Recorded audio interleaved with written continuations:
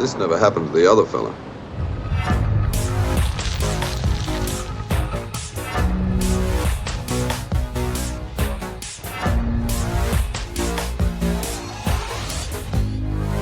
Welcome back to Ranked. I'm Charles. I'm McCurdy. I'm Patterson. I'm Scott. I'm Nathan.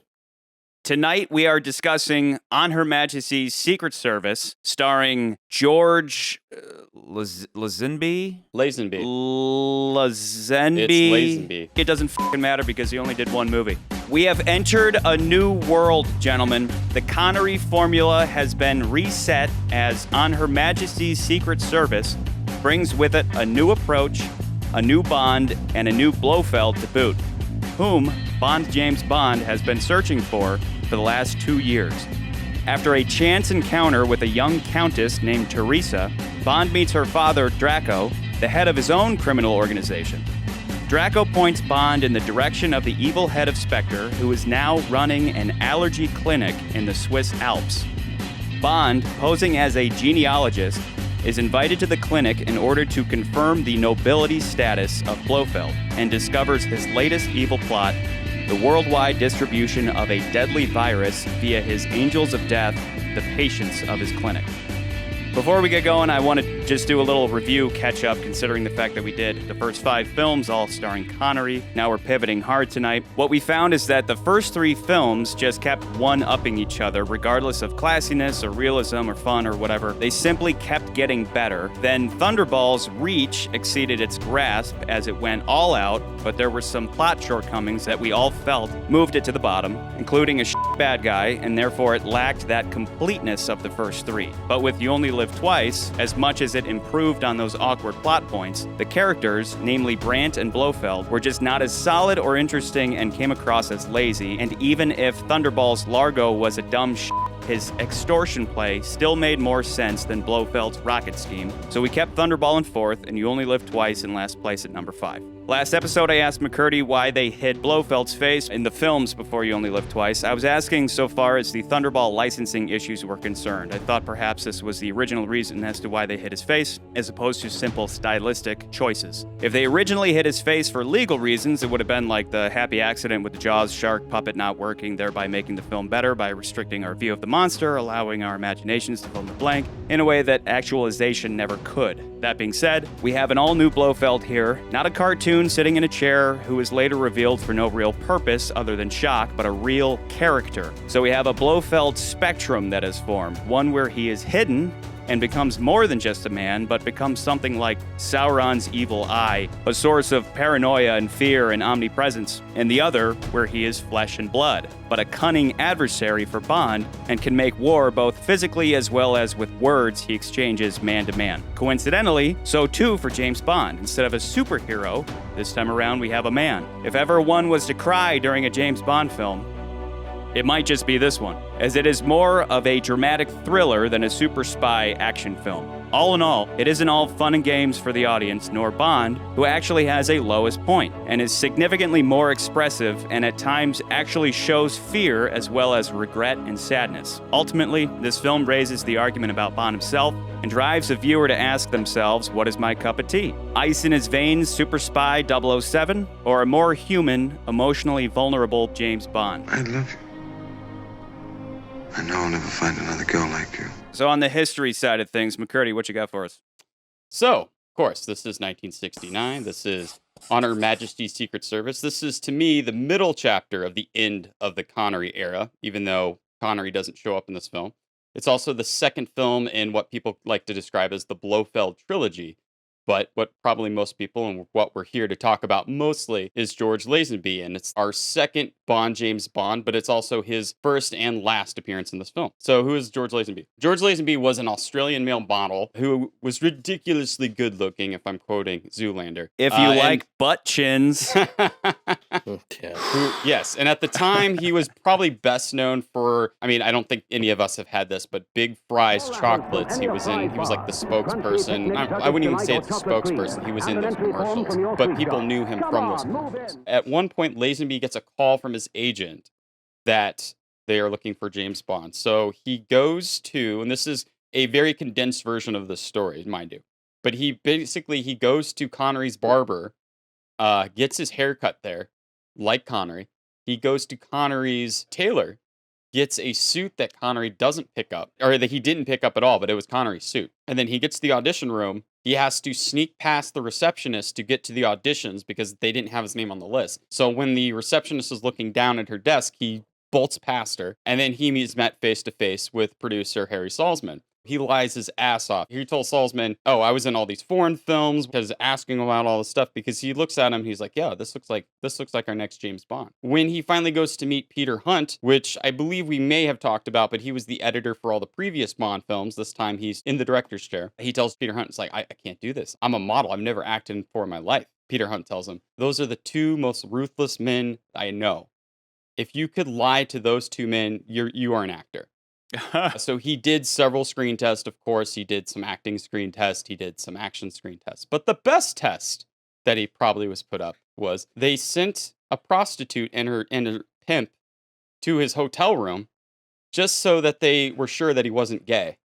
And I assure you, he's not gay. So you can see what happened there. But it's amazing to me that they went that far to settle on who's the next James Bond. I wonder if they did that for every single Bond, or if there was something about Lazenby that they were like, let's just make sure on this guy. It may have been because he was a male model, and they were, are we sure he's not gay? Yeah. But and again, this is a different time. Things are very different at this time period. So they wanted to make sure that the guy that they were getting to play Bond was a masculine, macho guy. Of course. So macho and so masculine that when they were doing the screen test or the stunt test, he didn't hold his punches back. So he punched this stunt guy in the nose. So he John Rhys Davis to them is what you're saying. What's that? he John Rhys Davis to them. Is that a Lord of the Rings thing, or is that an Indiana Jones thing, or is that John Rhys James Davis Bond was like thing? notorious in Lord of the Rings for just like jacking dudes hardcore. Like the stuntmen were like, "Please don't try to take us out," and he always 100% of the time did it. So he knocks this guy's schnoz, and the guy falls to the ground, and it was either Salzman or Broccoli, but the producers basically, he thought he f***ed up, and the producer just smashes him into the wall, and he says, "We're going with you." So he knew he had the job at that moment. Now, McCurdy and Patterson have previously made it clear that they do not see eye to eye on the merits of this particular film. And I think Patterson's an idiot. So we are... Whoa, hold up. So we are going to do something a little different this time. We are going to allow each of them the courtesy of a brief, I'll just say brief, but I'm not going to draw bounds around it, opening statements to make clear both their overall ideas on the movie plus their ranking. I want you guys to lay out your argument, and then cap your argument with your list. Coin flip? You guys go to the coin flip? I'm okay with the coin flip. That's great. I'm just going to arbitrarily put, just because McCurdy's on top in my Zoom, I'm going to put McCurdy as heads and Patterson as tails. Sounds good. And I'm going to flip this onto the floor. All right. That went really far away. And rolled into the next room. Damn it. How about we have Patterson go first, because I had just spoken, and I'm very curious to where he stands on this. Patterson, do you accept? I accept this. That quarter went really far away from me. Go ahead, sir. Okay. I would like to begin my segment with some acknowledgements and apologies. Acknowledgements, yes, I did write this as a script. I know we're generally shooting to be organic on this podcast, but this is too important to me to not get it right, and it also saves time. I also want shout out to Charlie Myers for basically doing 100% of the behind-the-scenes work for this podcast. He's a real MVP. Oh, now he's buttering me up. Buttering me up. I am shamelessly. That's hilarious. I said uninterrupted. I'll hold myself it's back. Fine. Apologies to Nance and Scott. You're probably going to get talked over a lot during this one, and I'm a dick for doing it, but this is going to get real. That's all right. To our faint-hearted listeners and family of mine that may eventually listen to this, you're about to hear some really offensive shit come out of my mouth. Sorry, not sorry. And lastly, to McCurdy, I do like and respect you, and you do have good opinions, but for the sake of entertainment, I'm about to tear you a new asshole. We've been looking forward to doing this one since we started doing this podcast, and in honor of that, I've taken the liberty of crafting a poem. That's right, a poem dedicated to McCurdy for having the opposite opinion of me on this film. I also decided to do it because I'm a classy and respectable gentleman. So without further ado, I present to you this poem entitled, Go F Yourself, Eat Shit, and Die.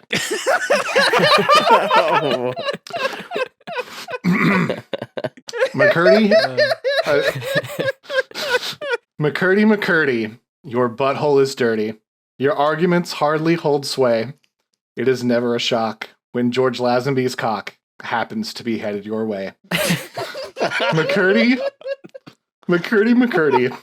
your face makes me hurty, and your opinions I'll thoroughly slay. Soon enough you'll be spanked on our podcast called Ranked, and I will defeat you this day. McCurdy, your mouth looks real purty. That's what George Lazenby would say. Your semen is spilt when you see Bond in a kilt, without any need for foreplay. McCurdy, you'll be missing your shirty when I kick your ass clear to Bombay. However, I must admit, it's now time for you to eat shit. So let's get our podcast underway. Love you, McCurdy. Love you. Even if you are a Bond movie snob. Very curious thing, snobbery. So Hold on. Was that your opening statement? Was that it? No. That is just, I just wanted to That start was just with that. foreplay from That what was- it sounds yeah. like. Oh, it is. You just wanted to write that. I did. You It- just wanted to put I that. was You just just- wanted to be poetic. Yes, I did. McCurdy, you best get to writing. I'm okay. Yeah. I'm great. I was just struck with inspiration, and that came out of my mind. I applaud you. I think that was very lovely. I appreciate it. I rank you very high on this podcast of individuals I appreciate that immensely. just for that, because that was very nice. Fellas, before we start each other's dicks too hard, back on point, Patterson said before that he said early on that he would largely judge these films based on how they stand up by themselves. So, Yes. Patterson, tell us your thoughts on this one. Okay, so what's good? I'm going to start with what's good. The setting. I really, really do like the mountain backdrop, and I think they used it well. I think they did some fun stuff with it. In fact, I'm going to go ahead and say that's probably my favorite location we've seen so far in the Bond films. John Barry's score is excellent. It is a very well scored movie. The action is probably the best so far in this franchise. I'll also give it that. The janitor whistling the Goldfinger theme, I love that. That is a great example of a subtle nod to previous films. Okay, so now on to the 13 sins of On Her Majesty's Secret Service. Number 1, the romance between Bond and Tracy is terrible. I don't get why Bond likes her. If you're gonna f her, that's fine. Hit it and quit it. Please stay alive. At least for tonight. But he f***ing married her.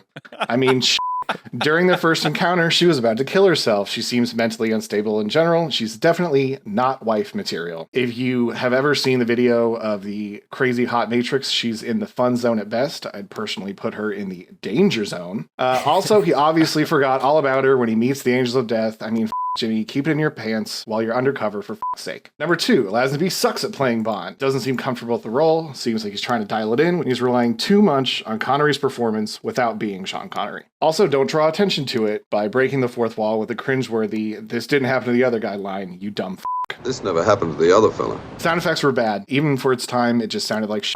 It was much better in the previous films. The whole I'm quitting MI6 scene is dumb. Seems like a childish thing for Bond to do. Moneypenny even pulls a mom move to stop it from happening. That's a full-blown mom move, if I've ever seen one. Number 6, Blofeld doesn't recognize Bond, which is an obvious and avoidable continuity error. We'll save that one for discussion, but none of you can deny that that's a colossal oversight. Yeah. It's way too elaborate of a plan to brainwash the Angels of Death. Why not just plant loyal Spectre agents around the world to distribute the biological warfare shit?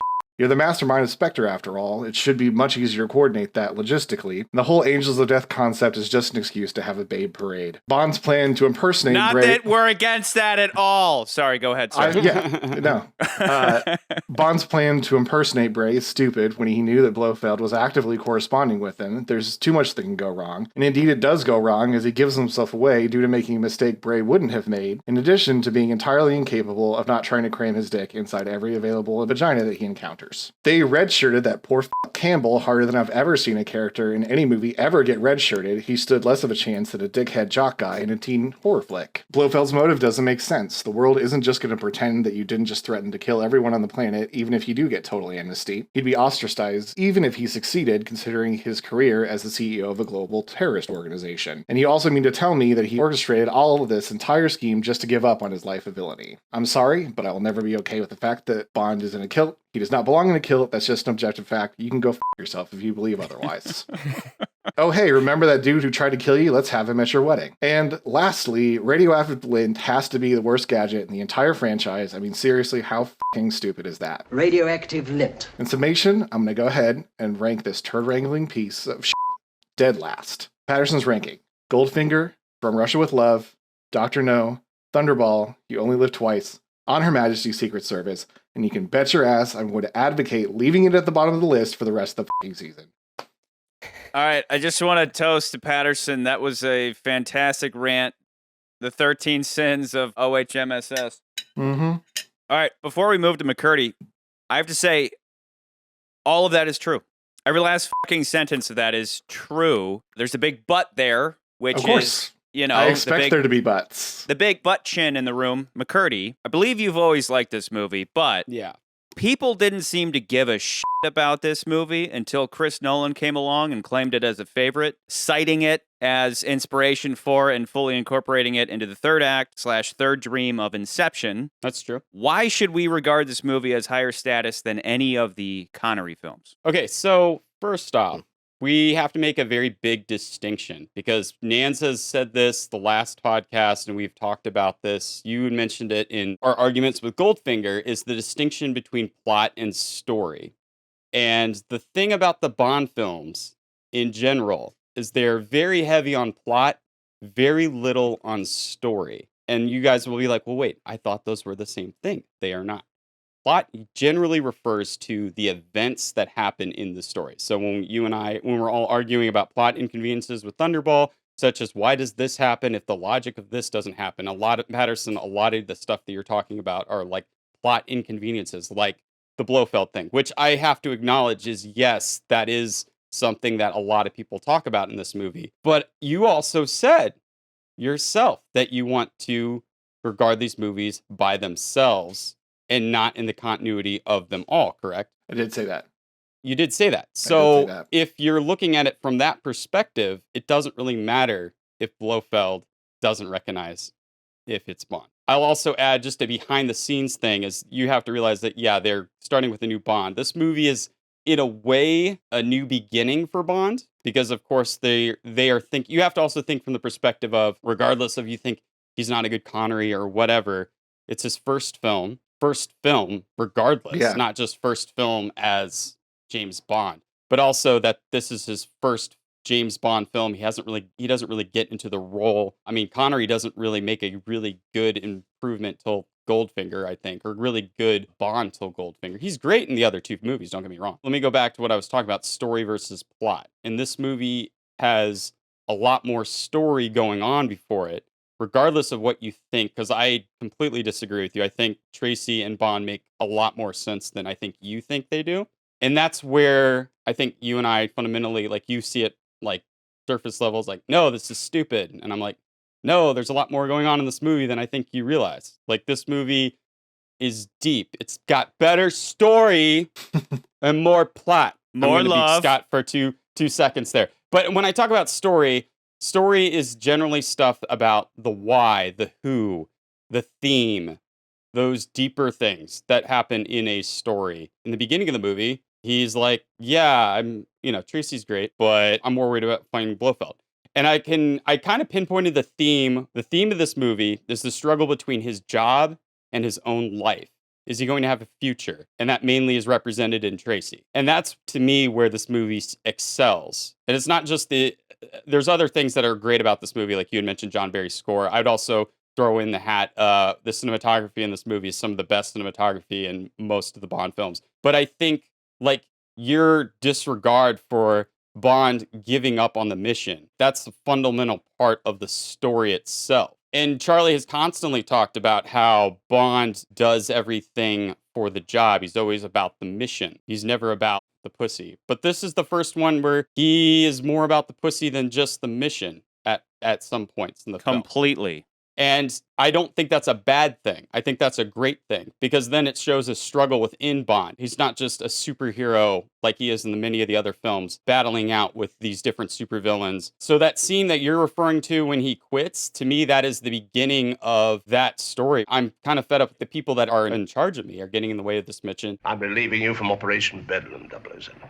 But, sir, Blofeld's something of a must with me. Should I continuously do this? Should it, like, and that to me is like when that begins in the film. Like the great shot, one of my favorite shots in the movie is when he's taking a drink and you see the reflection of his face with the queen looking at him. And it's almost like, F you. Like, I can't believe this. F you. I'm fucking quitting. And then even later on, that scene's called back when Bond asks M, he says, look, we have to go save Tracy. We have to go do this. We could stop Blofeld. We could blow up his compound. But then M's like, no. This department is not concerned with your personal problems. You see a callback to that scene. He gets on the phone. And who's in the background? It's the portrait of the queen. It's like him saying, you, I'm going to go do what I think is best. And the movie even ends in a way that this could be the end chapter of the Bond franchise where he leaves MI6 to go on his new life. And I also think that this movie has themes of life versus death. Blofeld's plan is, even if you think the hypnotism thing is too outlandish, which I don't really think it is, the idea is basically I'm going to basically make everything on Earth infertile. Like, that's worse than an atomic bomb. Like, if we're talking about stakes, which I know Charlie has said in the past, it's like stakes doesn't matter. Stakes doesn't matter.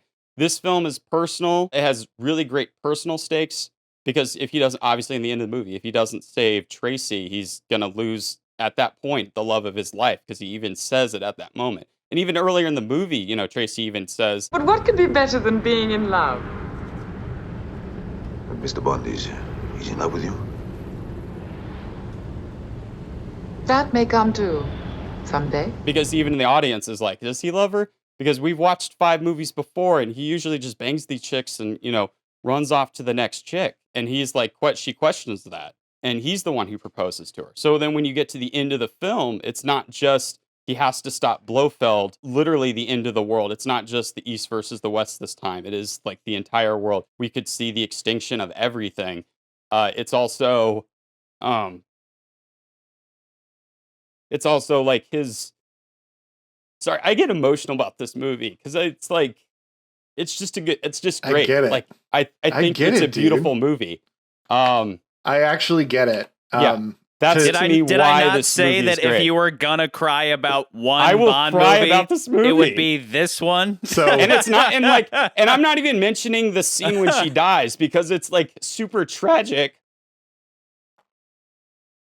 Okay, I can't continue anymore. Sorry. first of all, I'm Scott going to go ahead and Hernandez, you say gotta- that I'm glad that you followed up my poem about you sucking George Lazenby's dick.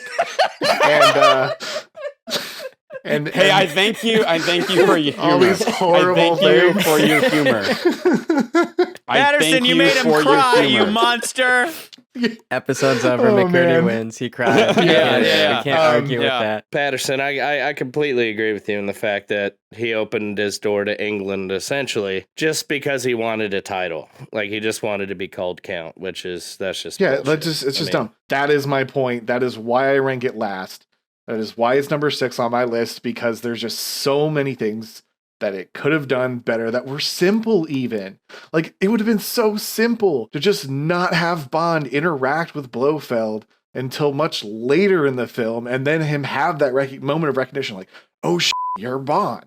Like, instead of him stupidly having this whole undercover thing, why have that continuity error? That Like, honestly, that would have made sense because he thinks that this guy, this hilly guy is just going to show up. So maybe because he's a badass, he's like, oh, I don't need to meet with this guy face to face. I'm too busy. You know, maybe Bond thinks I cannot meet with him face to face because we literally just had a face to face for the first time. And so Bond avoids him. Blofeld's too busy or whatever, but then eventually they or have prefers to meet. to And he's work like, in the shadows. I actually recognize you. I mean, and Bond put on some glasses. He thought he could take the Superman approach and just wear some glasses and a hat and that Blofeld wouldn't recognize him. Were the producers just like, was it literally the Michael Bay, like, fuck it. We're never going to justify why they don't recognize each other or why Blofeld suddenly doesn't have a scar? Did Peter Hunt just say, I don't give a shit? They make such a point to show that this is indeed a sequel, but then they don't justify You Only Live Twice, which makes me think that they just wanted to disregard that movie entirely. Here's my thing about the movie that I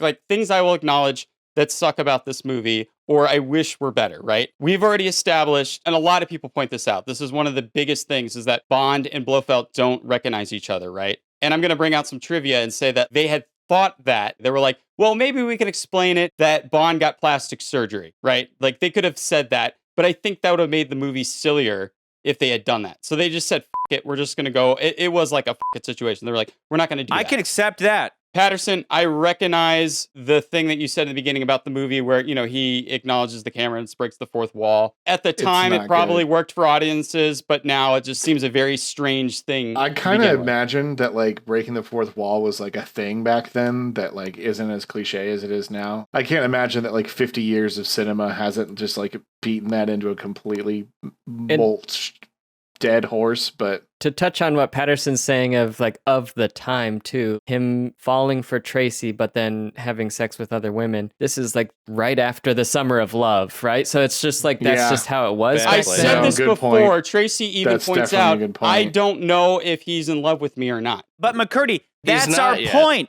Our point is that he doesn't love her. There may be a connection between that man Blofeld and the lawyer with offices in Bern, Switzerland. Now, Mr. Bond need have no further interest in me. Another mistake. Our whole point is that it's this fake love. I think Nance's point is the best made of the night, which is that, like, this just happened during the Summer of Love, and, like, that would have been a thing in the 1969. It would explain the clothing too. Yeah, they're ridiculously totally see-through white shirt. But that doesn't back up why he falls in love with her, or why they have a romantic montage when Bond already got the information he needed to go find Blofeld. He should have been like, hey, thanks, peace. Why is he so drawn to Tracy? Why? We established this. That why? She is broken. He is broken. So what? And they see eye to eye on that. Damaged I mean, here's the thing. Honey Rider was raped. The beginning of the film. And Bond banged her and then immediately got rid of her. Why does he care about Tracy? Like I said in the beginning, the theme of this movie is his struggle between his job and his own personal life, which could equal Tracy, right?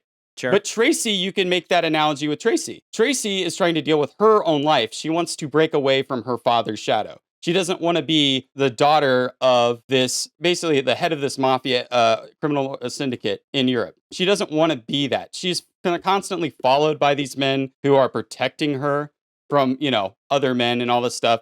And she does all these reckless things, but she is tired of the fact that her father is interfering with all of her life. But there's not that much similarity there because that's a role she's inheriting, whereas Bond chooses to be an agent. Bond has a choice and she feels like she doesn't. Like, Bond can walk away from being a secret agent anytime he wants. In fact, he literally tries to do that in this movie, is walk away from his fucking job. That, to me, again, is the tragedy of this movie, is he does that. But I'm saying, like, that wouldn't be a relatable point between those two. They wouldn't get, like, that wouldn't be something where they bond over because they have a different experience with it. If Bond was an indentured servant and had to serve as a secret agent, if he was obligated to do so out of some sort of bond, like maybe his father was a secret agent and he feels like he has to carry on the family lineage, that would be something he and Tracy could bond over. But Bond literally has a part in this film where he's like, I'm down to walk away from this right now. Like, this is bullshit. I don't want to do it anymore.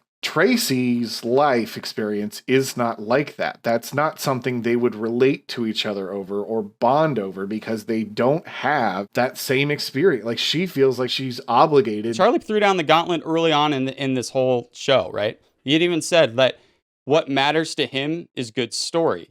And that's what this movie has in spades, is a good story. I know there are weird plot things that you guys think are weird. I don't necessarily think as weird as they are. And in contention to that, that's why I don't think it is necessarily higher than Goldfinger or From Russia with Love. But I definitely do think it is better than You Only Live Twice, Thunderball, and Dr. No because of its strong points. McCurdy needs to rank. Exactly. Yeah. Yes. Please do. Okay, it's difficult for me because all of Connery's movies, they're heavy on the plot side. Yeah, by nature of just being male fantasy action adventure movies, they're more about plot, less about story. And I feel like the best movies usually combine the two, where they have plot, where actions and things happen and you're invested and you're like, okay, what's going to happen next? Story is a combination of plot and characters rather than just, here's the stuff that happened. Darling, you're in trouble. What is it?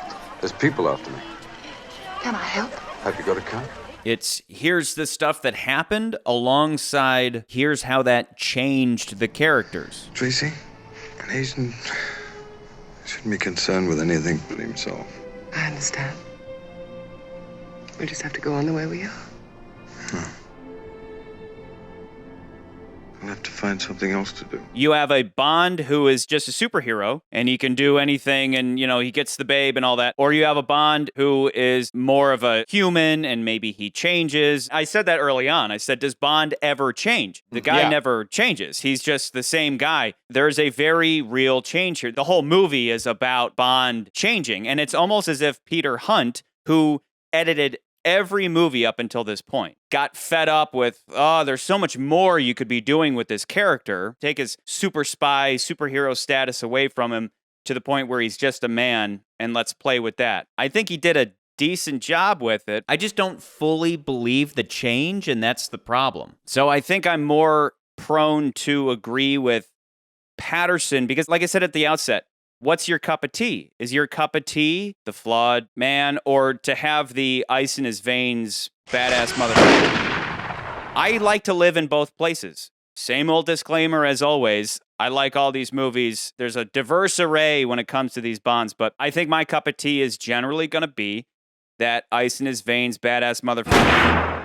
The Bond that this movie creates. Because Bond after this is ice in his veins, never fall in love again.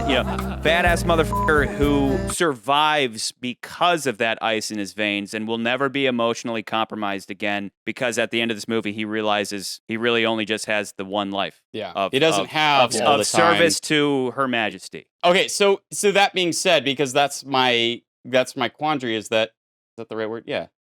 Yeah, that's right. That's the right word. That's my quandary You're George Bush at this point. You make up your own words. George Bushism, my quandary. Is that you even say nuclear like George Bush? Nuclear instead of nuclear. Nuclear. My quandary here is that I think From Russia with Love and Goldfinger are also great films, but I can't put myself to say this movie is worse than Thunderball or You Only Live Twice or Dr. No. Like, I can make arguments. I could see it going... What's your rank, though? Tell us. I What's could your rank? say... know your rank. So my list would be Goldfinger on top still, From Russia with Love, On Her Majesty's Secret Service, Dr. No, Thunderball, then You Only Live Twice. So if I may make my short rebuttal, I am definitely the guy who prefers ice in his veins Bond, 100%. Charlie, if you're in both places... and McCurdy's on, showing the flawed character. I'm not in Bond. both places. I can visit, but I like to live with ice in his veins, badass motherfucker.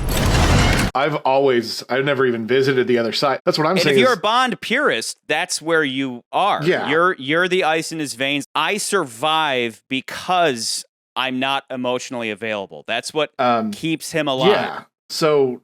To speak to McCurdy's points, I've never even considered watching a Bond film for its emotional content before. It's really cool, that you take that perspective from it, because I've never even considered doing that before. And I think if you're gonna look at it from that perspective, which is one I haven't considered, I can see why you would not rank this last. And I still disagree with you, and I still rank it last, but I can see why you wouldn't rank it last. This is my last point I'm gonna make, and this is in regards to how I view the film. And how I approach ranking the quality or assessing the quality of any particular artistic endeavor, whether it be an actual art piece or cooking or filmmaking or video game design. The question that I always ask myself when I'm trying to assess something's quality in terms of its artistic merit is, could they have done any better? And that's why I rank this film poorly, is because I All the things I listed were things that I felt they could have corrected and failed to do so. That is why I assess it so low, is because I think there were obvious and simple mistakes. Like, that's why I consider, like, I love Star Wars. I love Star Wars more than I love Lord of the Rings. Subjectively, but objectively, I'm like, Lord of the Rings are better films because they don't make any mistakes. They make zero mistakes, which is why they're better films. And that's why I rank this so low, is because they made a lot of fucking mistakes that they didn't have to make. And again, I completely disagree. And for one, I will also say that this movie, they wanted to go back to following the novel. Because again, like I said, the last episode, they were like, oh, we're going to throw the book out. About no books. Yeah. So you only care about how the movie comes across. If you don't like certain aspects, it could be because that was taken out straight from the book. But that's why when you're adapting it, you fix that shit. The whole thing about me saying this movie is last is because we're sitting here right now talking about all the stuff this film could have done differently to make it better. That is my point. That is why I rank it last. I'm also going to add that, again, like I said, the cinematography in this movie is probably some of the best. And, I would agree here's with the that. other. I'm gonna even entertain the side. Like we said before, though, that doesn't automatically make it better. Like, no, we talked this morning, about it McCurdy, last time. This morning, I took a really nice dump, and do you want to see it? I took a picture. Do you want to see it? I don't want to see it. Is this your point? Well, the photo is beautiful. The photo of this dump is absolutely beautiful. Are you sure you don't want to see it? But this movie is not a dump. The lighting's... yeah, I believe y'all are picking up what I'm putting down. That doesn't automatically make it better. I mean, I'm the guy who said last time that the cinematography of You Only Live Twice, that's not why it's at the bottom, but it doesn't help. So yes, this is probably the best shot movie so far. It has the advantage of having a guy who was always the editor, then jumping into the direction spot, because good editors generally make good directors because they know how the movie would be put together. And you start to see certain shots that take it away from this classic Hollywood style shooting, which is what largely the first 5 were. Classic Hollywood style, it is very clean. And we talked about how they have speed up stuff and sneaky jump cuts and stuff in there. They do that out of necessity, not out of design. This movie says, forget all that. It's the first movie that really feels like it wasn't just shot on a series of sets. It feels like it's shot in the real world. You get a larger array of angles inside of places like MI6, within Moneypenny's office, within M's office. You see more. It's like Hunt was like, can we finally cross the 180 line so that we can see more of the office? They probably had moving walls on the set so that they could accomplish that, as opposed to with early Bond, it's just like, here's the fourth wall, and we're never going to see that fourth wall. And that's what differentiates classic Hollywood style from this new, I mean, this movie's from 1969, but it feels like a 70s movie. Like the editing in the fight scenes especially is really kind of all over the place. They're not afraid to just like do these quick jump cuts because what they're trying to do is have this more brutal fight. All in all, it's a very ambitious movie that clearly came from a guy who sat editing it for years and then finally got in the director's chair and was like, I'm going to shit up and I'm going to really explore this character of Bond. I do think, though, that as much as he just went for it, I don't know if he quite made it, largely for most of the reasons that Patterson laid down. I personally am more with McCurdy in that I love the broken down emotional Bond. I love that just for a break from that ice cold super spy feel of it. I love that little break to show that he is a man. As Charlie said, at the end of this, they create that ice cold Bond. He's like, F this, I'm never loving again. I'll never fall in love again. I think I agree more with McCurdy in that I do believe that Tracy and his relationship was purposeful. I do think there is more in the background there. Do you have a rank? But I'm not going to say that it's better than Dr. No. I think I'd put it at 4 or 5. And I think this film is refreshing. I think it's different. Without a doubt, that statement is true. Yeah. That it is I think all different. of us can unanimously agree about that. Yeah.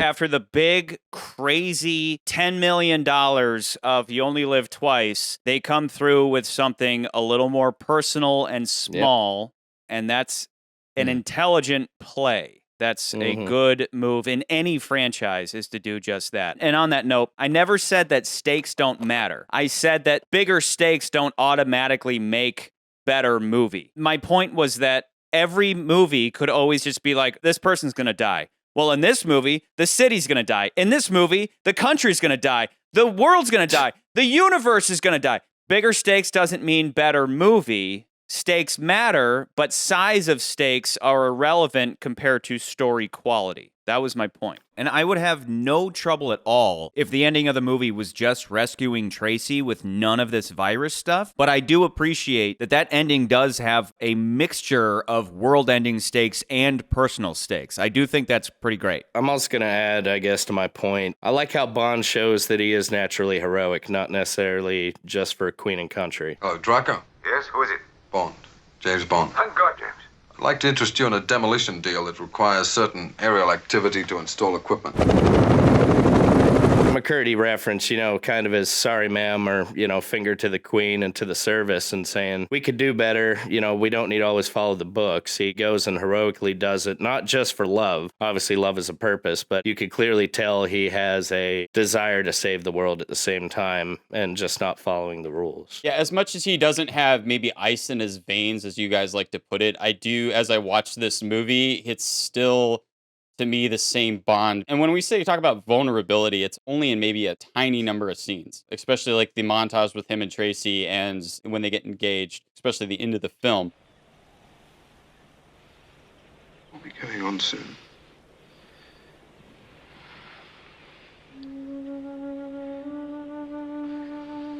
There's no hurry, you see. We have all the time in the world.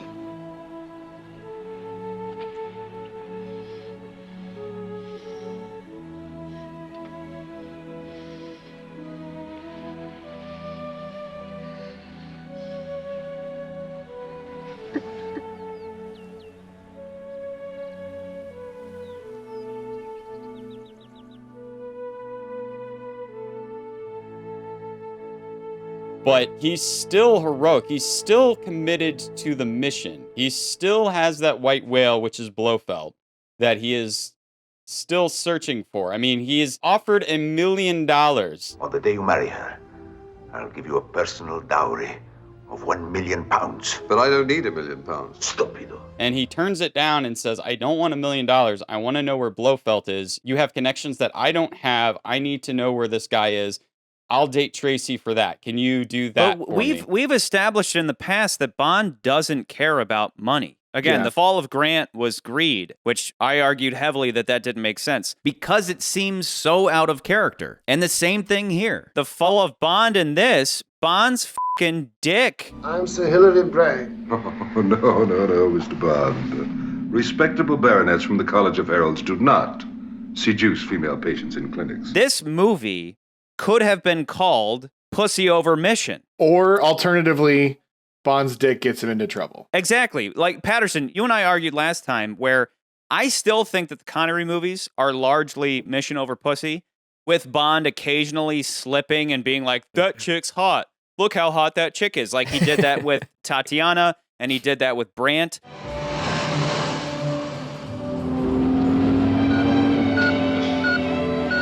Discipline 007. Discipline. There's still nothing in those 5 films that points at Bond being pussy over mission. He gets pussy on missions, but he never once sacrifices mission for pussy. Whereas with this, had the motherfucker just kept his dick in his pants, he would have gotten a little further on the Blofeld front. He's literally in the same building as the man he believes to be the Blofeld, and he's going around just trying to get his fucking rocks off and then gloating about how much the work is piling up. I must see you. 8 o'clock tonight. I must see you tonight. 9 o'clock. 10. Well, back to work. You've no idea how it's piling up. I've always seen that scene though. I'm gonna. Go ahead. Yeah. You. Yeah, that's fair. Fuck yeah. I made you cry. I'm always It's gonna totally go fair. against that. I think that whole bit, because it is the middle of the story. What are you laughing about? Go ahead. You hobbit-looking motherfucker. Go ahead. I've always seen that little bit, that side of the film, and again, I go deep in this movie.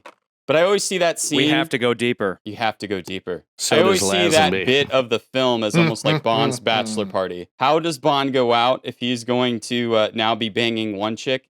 He has a slew of women from all different countries. And yes, he only bangs 2 of them. But he is with a slew of women. Regardless of that is... What exactly? Slew of women. My other point is that bit where, he is banging all those chicks. I mean, he is also investigating. He's trying to figure out, okay, I know Blofeld's here. Blofeld's up to something. I have to find out what he is up to. But he's not focused on it at all. No, he is. You could maybe argue that the scene with the first chick, he's actively bringing in information because he sees her being brainwashed. But that doesn't mean we had to have an entire sequence dedicated to him banging her. He could have been sleuthing around the place and found that out on his own. He goes back to his room, and then he's got another fresh chick waiting for him to bang. And then after that, he seems solely focused on banging, and not on Blofeld. Surely he would have known, like, obviously they're monitoring these women 24/7. Like, they're watching them constantly. So he had to have known that he would be blowing his cover by engaging with any of them for any amount of time. They literally and for any have reason. AV stuff in every room. They at least have audio speakers in every room. Don't you think they're going to have cameras or microphones, But he shows no regard for that. I struggle with this movie, but I guess to preface, I obviously don't have a dog in the fight. This is my first time having seen this movie. First time having seen Perfect. pretty much any tell of these us, movies. Yes. Tell us everything. Please tell us. I'm similar to Scott, somewhere in between Patterson and McCurdy, but I'm closer to Patterson. I'm going to put it in the lower half for sure. While I agree it's interesting to have like a different sort of Bond, and obviously the cinematography is great, the location is awesome. I do love that location. I find it lacking in a lot of ways too. I don't know if it's just like new Bond, new director, new sort of Bond, or what, but it's probably just a combination of the things. It would have been interesting to have seen Connery in this role. Absolutely. I guess to be the first to bring up the Craig movies in this episode. With Get the your Daniel shot Craig right. series, we get You the must arc. drink. Drink. No, and drink. I'm gonna hold on. I'm gonna go off what Nans is saying though, because you guys are gonna argue that like, no, he has ice in his veins all the time. He must have ice in the. And then you get to Casino Royale, and of course, we see another vulnerable Bond.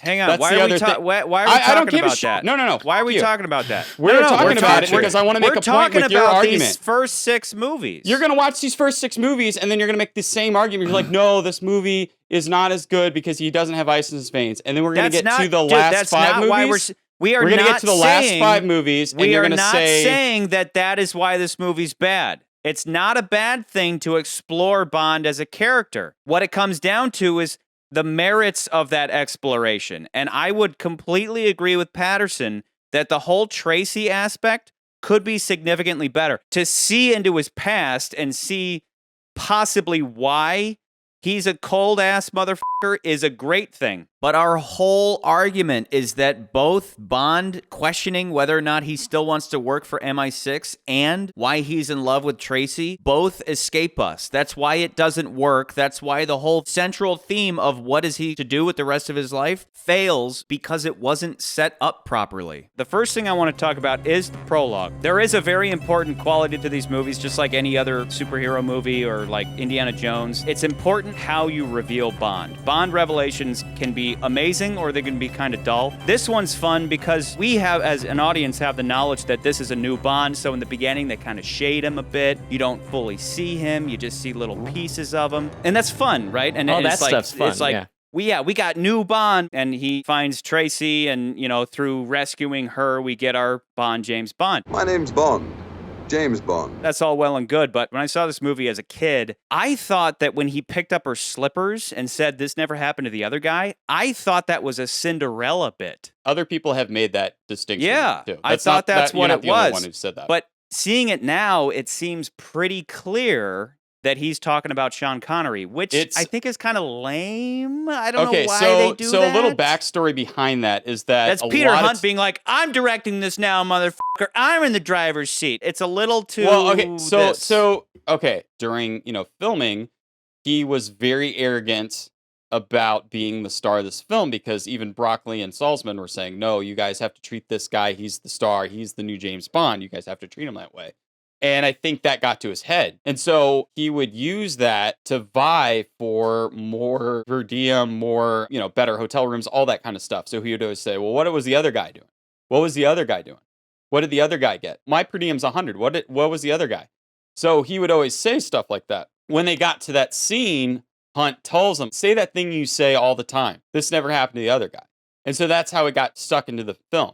And I agree with you that it is that's a very cute and all. It's cute a very and all. off-putting thing. But not knowing any, I mean, that's like referencing the book. And I go, look, I haven't read the book. I just watched the fucking movie and I draw conclusions from what I see and hear. And you're basically saying that there's required reading to figure out what that message means, as opposed to it just being a bad filmmaking move. I mean, I don't disagree that this film, like, it has those shortcomings, but again, like, that's a part of the reason why I don't think it is necessarily the top, but I don't think it's the bottom. I really don't think it's the bottom. And for you guys to say it's the below You Only Live Twice, I just think it's like, you guys are overlooking a lot of stuff in this movie that I'm like, no, I don't think it's the bottom. I don't think I would put it at the very, very and I don't, bottom. and I do think it's better than Dr. No. And again, like you said about like, well, this is Lazenby's first film and all that. It's like, none of that behind the scenes stuff matters. All that matters is what ended up in the film and the film and the film alone. And no reading, no knowledge of behind the scenes, none of that matters. Okay, you're moving the goalpost. Or anything like that. Doing. Okay. No, that's not moving the goalpost. It is. I'm saying that if you're arguing the merits of a movie, all that matters is the movie itself. Lazenby being a newbie, that doesn't matter. That's no fucking excuse for him not outshining Connery. To speak to Bond specifically, I'm down for more depth of the character, but this seemed like a whole new Bond with like the breaking of the fourth wall. He's not good at his job, or at least it seems like that, because he's been ineffective on this mission for 2 years. He throws a little childish fit and quits his job. He blows his cover to Blofeld. He fails at a lot of different things, which just for me makes the character fall apart and brings the movie down. When you say, oh no, he's been dicking around for 2 years, I think you're looking at it wrong when you're saying that, because I do think that maybe that is just saying he's been at this for 2 years.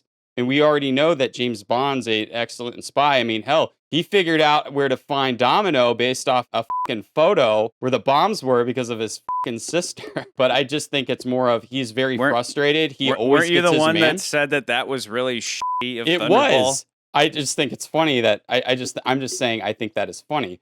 But what I'm saying is that I think his frustration is, and where you're like, well, why does he care so much to get Blofeld? Because he's been looking for this guy for 2 years. He's the head of Spectre. He's the best agent that they have. I think in his eyes, he thinks he's the best agent that they have. And he can't find this guy in 2 years when usually he can find these people within, a few days of getting the mission. So I think that adds to the frustration of when he gets into that scene and he's like, you're off Operation Bedlam. He's like, what the dude? You've had 2 years to run him down. I think that it adds to the frustration of him and is like, no, this. Yeah, I will give you that. But the problem is that what we see Bond doing is essentially nothing but driving around and going to casinos. What the has he been doing for 2 years to try to find Blofeld? Apparently, he hasn't been doing dog shit, but driving around looking for random chicks trying to kill themselves in the ocean. That opening prologue that was weird.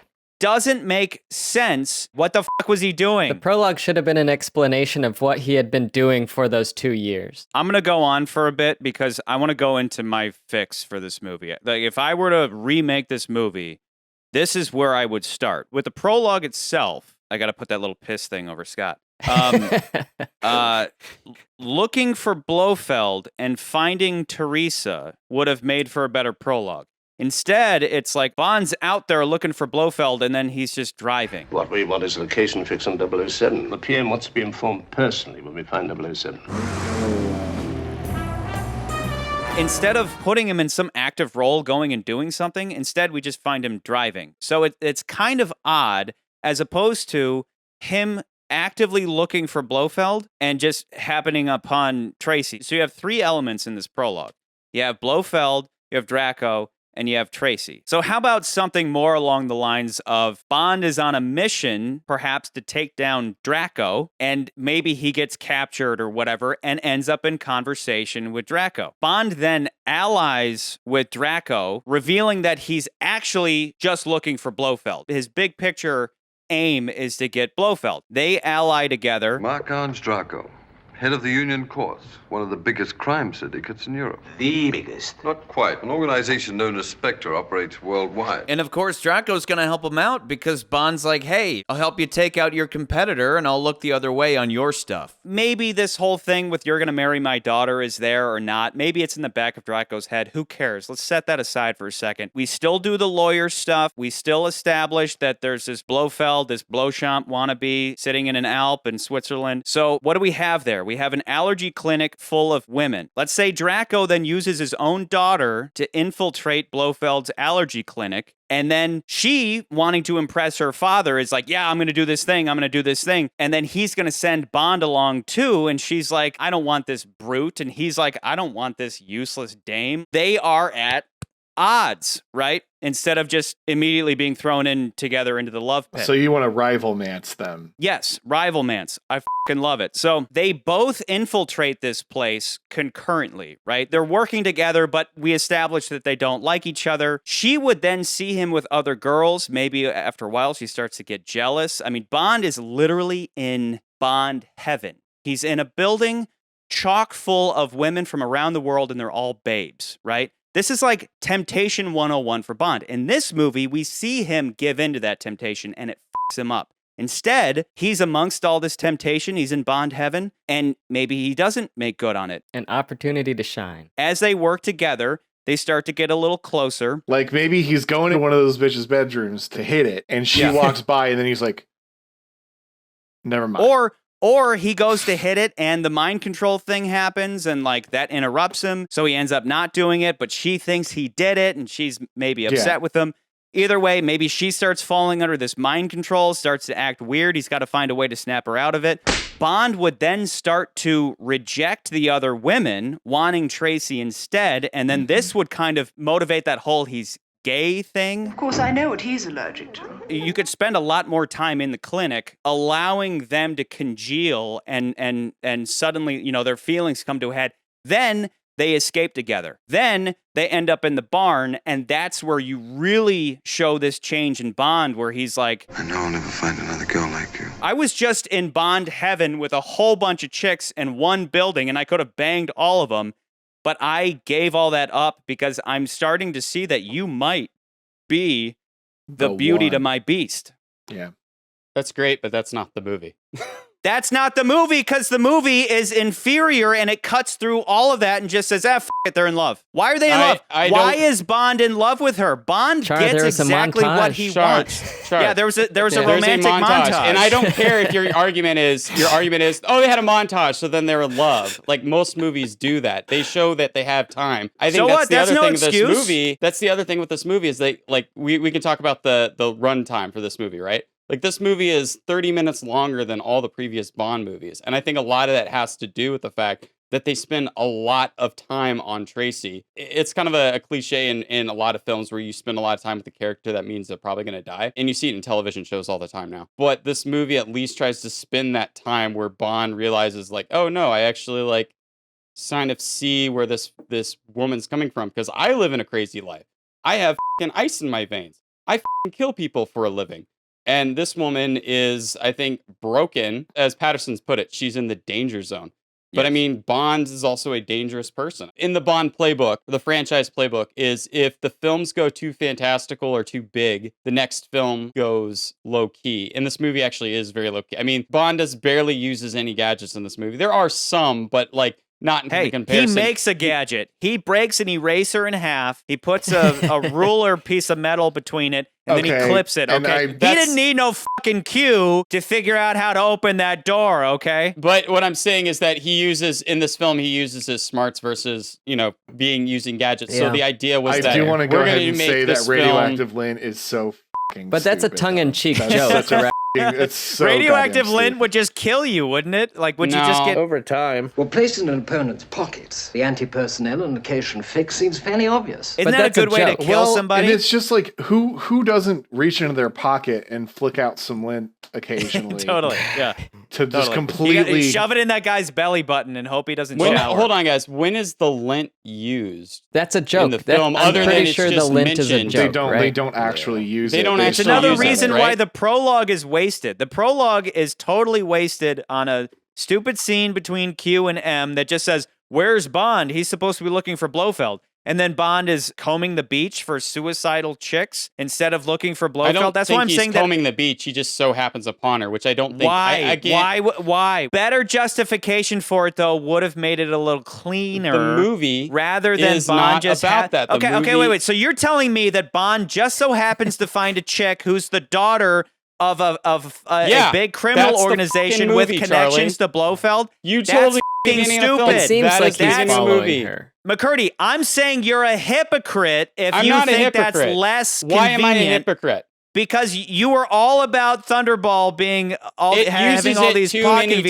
conveniences. I even and said in that now episode, you're saying that I those are said- fine. I said in that episode that I can buy one convenience, okay? And that convenience is that he so happens upon the fact that he's in the spa with the Spectre agent. That is a convenience that I can buy because it's the beginning of the movie. I'm like, that is how a story happens. It just so happens that this fucking happens. That is the inciting incident of the fucking movie, and I can. You're fucking saying buy that for 2 years, Bond has been looking for Blofeld and has come up with jack shit, and then one day he's driving along and this chick he finds directly leads him to Blofeld? It's the inciting incident of the movie, and I said before, I can A buy little one convenience in the justification would have movie. gone a I long can way, buy though. one convenience in the movie. I somewhat agree with Char, but for me, he's following her to the beach. Yeah. But the prologue should have been showing us what he's been doing the last 2 years and why he's following her. Yeah. But he's not following her. She comes up behind him and then he decides to chase her. Again, if he could have been placed on a mission against Draco that led him, or against Blofeld, either one that led him. You're using a movie that doesn't exist to say that this movie sucks, but it doesn't. I'm using it to illustrate a point, which is that the prologue of this movie is lazy. Charlie is trying to argue with McCurdy to say, McCurdy, are you saying this cannot be improved? There's an infinite amount of room for improvement here because it's basically a wasted prologue. The story could have just started at the casino and we wouldn't have missed anything. But on that note, there is one detail that always bugs me, which is that we find out later that Draco's men are basically always following Tracy around as bodyguards. Tracy?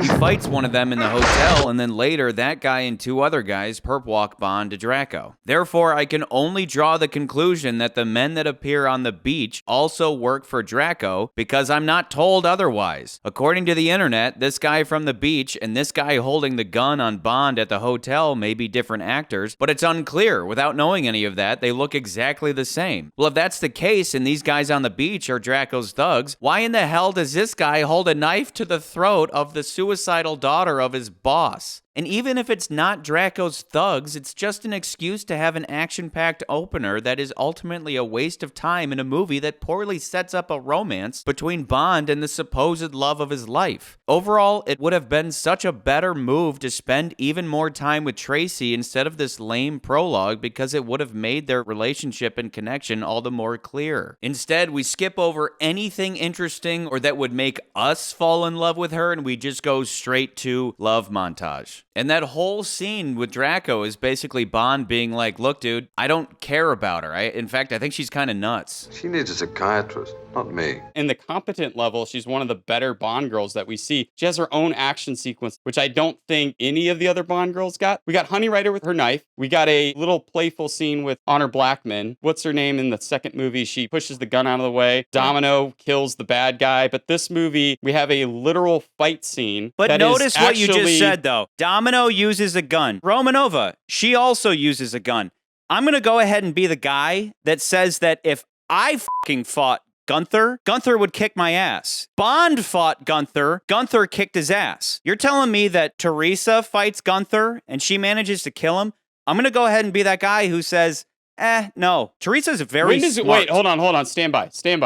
When did Gunther and Bond fight? Bond and Gunther fought. It was Gunther and the other guy right when Blofeld was going to lock him away. So there's two guys. It's not one guy, it's two guys. Yeah, but earlier in the movie, Bond fought 4 guys and won. But remember, Teresa Two took guys on 2 and guys. no weapons. Teresa Two guys and no took weapons. Teresa versus took one on 2 guy. guys. Tracy, one guy. Teresa, Tracy, with same some thing. weapons. Tracy She actually took on is 2 named guys. Teresa, but goes by Tracy. Yeah. So Yeah. She didn't shoot the guys. She hit one guy with a champagne bottle, threatened the other guy with it, and then he quickly disarmed her, and then she managed to powerhouse him down the stairs. What I'm saying is it would have been better for the character because Teresa is smart. She's very smart. She called out her dad in the beginning. I know you're trying to hook me up with this guy. I know he's actually here for a mission. Just tell him about the lawyer so he can go away. Tell him what he wants to know.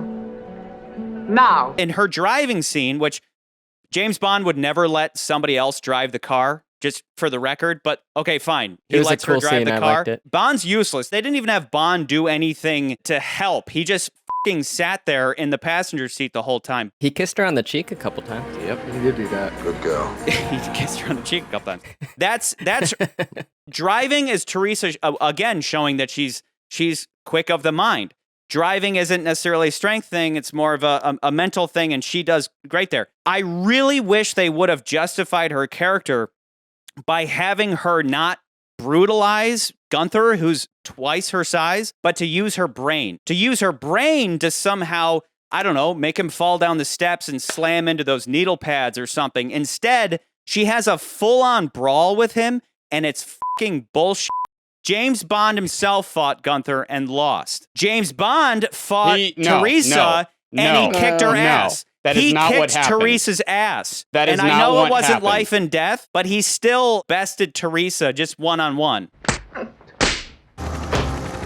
Charlie, I think that argument's garbage. I want to give Ryan some credit. Why is that garbage? It's garbage because you are Gunther should have smashed her fucking brains in like the mountain from Charlie, Game of Thrones. To undermine you, I want to speak to McCurdy's point here because I do want to acknowledge. Garbage. I want to give McCurdy some credit here. I actually see it. I see why there would potentially be chemistry between Bond and Tracy. I get it. Okay. I actually acknowledge McCurdy's point of saying if Bond was going to fall in love with a girl, I agree with him. I think it would be a girl like Tracy. I agree. Yep. I agree. I think because he someone loves damaged like himself. Someone damaged like himself. Someone who takes risks like himself. Totally. Like, hell, she's gambling at the beginning of the movie, and she like it makes sense.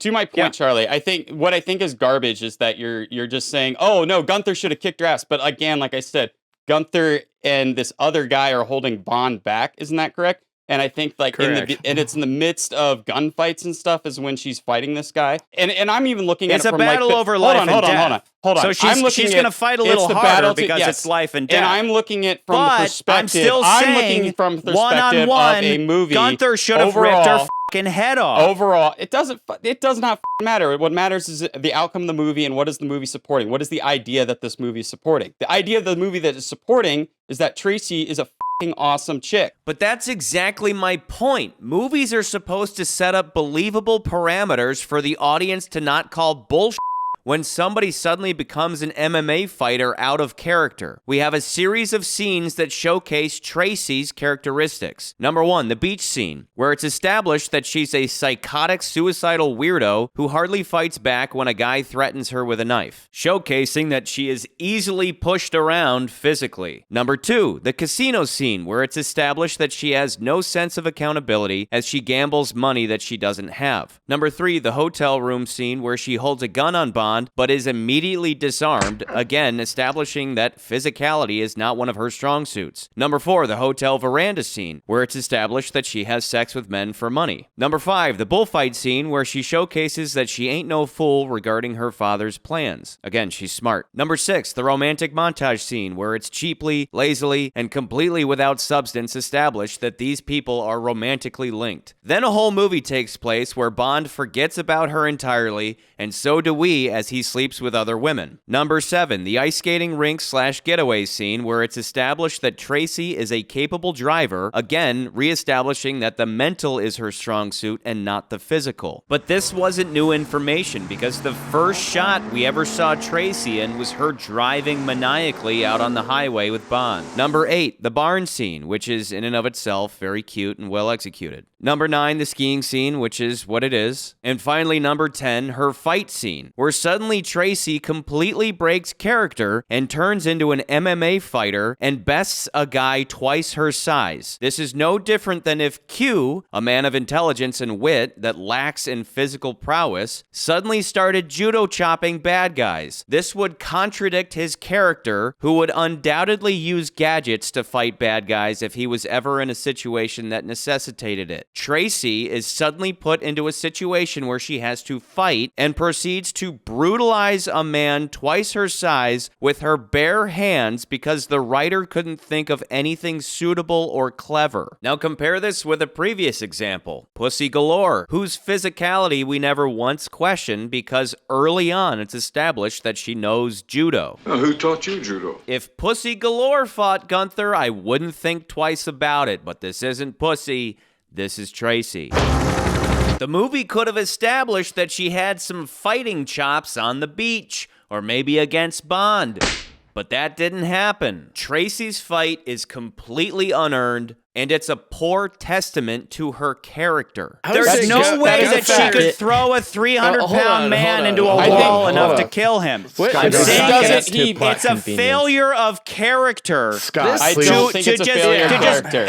I really don't. I honestly don't. It's lazy. I don't think it's lazy. I think this movie goes out of its way to make Tracy a compelling character. This movie goes out of his way. Out of its way. It's not lazy. She could have done something so much more fun. And it's lazy writing. I don't think that's lazy writing. No, it's not, because you're showing that this character can best men bigger than her size. You're literally saying that she's awesome. It's not f***ing stupid unless you don't women can kick men's ass. And lazy. You are. She didn't judo chop him. She didn't do any like it was Black a Widow. And you even said it a second ago. You said it's a fight to the death. It is a fight to the death. Gunther would have fighting blown her for her fucking life. You're doing the stupid ass progressive thing. Women can fight men. I'm not even talking about the progressive thing. She's not thing. some trained killer. She's just a chick who is smart and can drive a car like a motherfucking G. And had it's still an interesting really fight, treated and the we still character enjoy well, it. they would have had her do something intelligent. And that's what makes it good about the movie. It's something intelligent would have been better for the character. Instead, they got lazy and just said, "Oh, she kicks his ass." I wouldn't even call it he kicks his ass. I think she should have shot him in the face. That would have been great. She still bests him.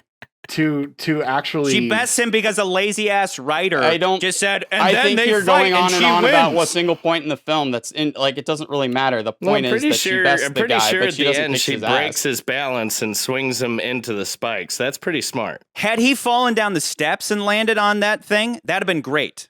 How that would make he have done sense. that? Instead, she swings him into it. Like they're a chick parallel could pull to the me. stairs. A chick could pull me, and I'm not as big I as think Gunther. you're a little more and emotional about the fact that a woman and a man are fighting and she beats him.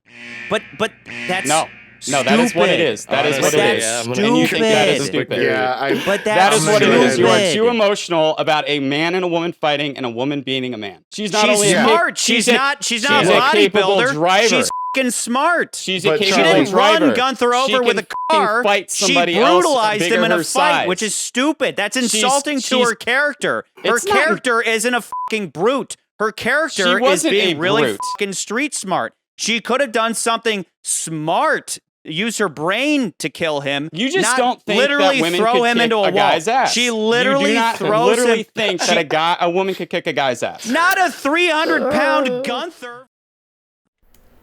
Oh, my, do I hate ad hominems. Well, welcome everybody to a PSA about how movies work. See, Tracy is a character in a film, not a real person, just like James Bond. A character, not a real person. Now, a character has established traits so that when they do things, you believe that those things were possible in the first place.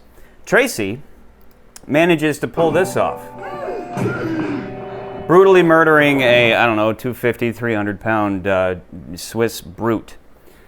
Without any training in martial arts or anything like that. And you can claim that it was out of desperation, but plenty of people get fucking murdered against their will, generally. It would have been a lot better had she done something using her brain. Like, remember when McCurdy was all about this moment, where James Bond in Goldfinger, who was unable to beat Oddjob, a massive man, just like Gunther, pulled this move. Using his brain in order to beat Oddjob, and not just his brawn. Because it's more interesting for us as moviegoers. I'm going to go ahead and break my one rule. I'm going to go ahead and reference all future movies and all instances where women kick some ass in a way that's established early in the film and is believable, because generally they're assassins or CIA operatives, super spies, whatever it may be. Women kick ass in Bond movies all the time. And because I'm breaking my one rule, I'm going to chug this entire beer while y'all watch this short little video about women in the Bondverse kicking some ass. Cheers. Think I've gone to heaven? Not yet.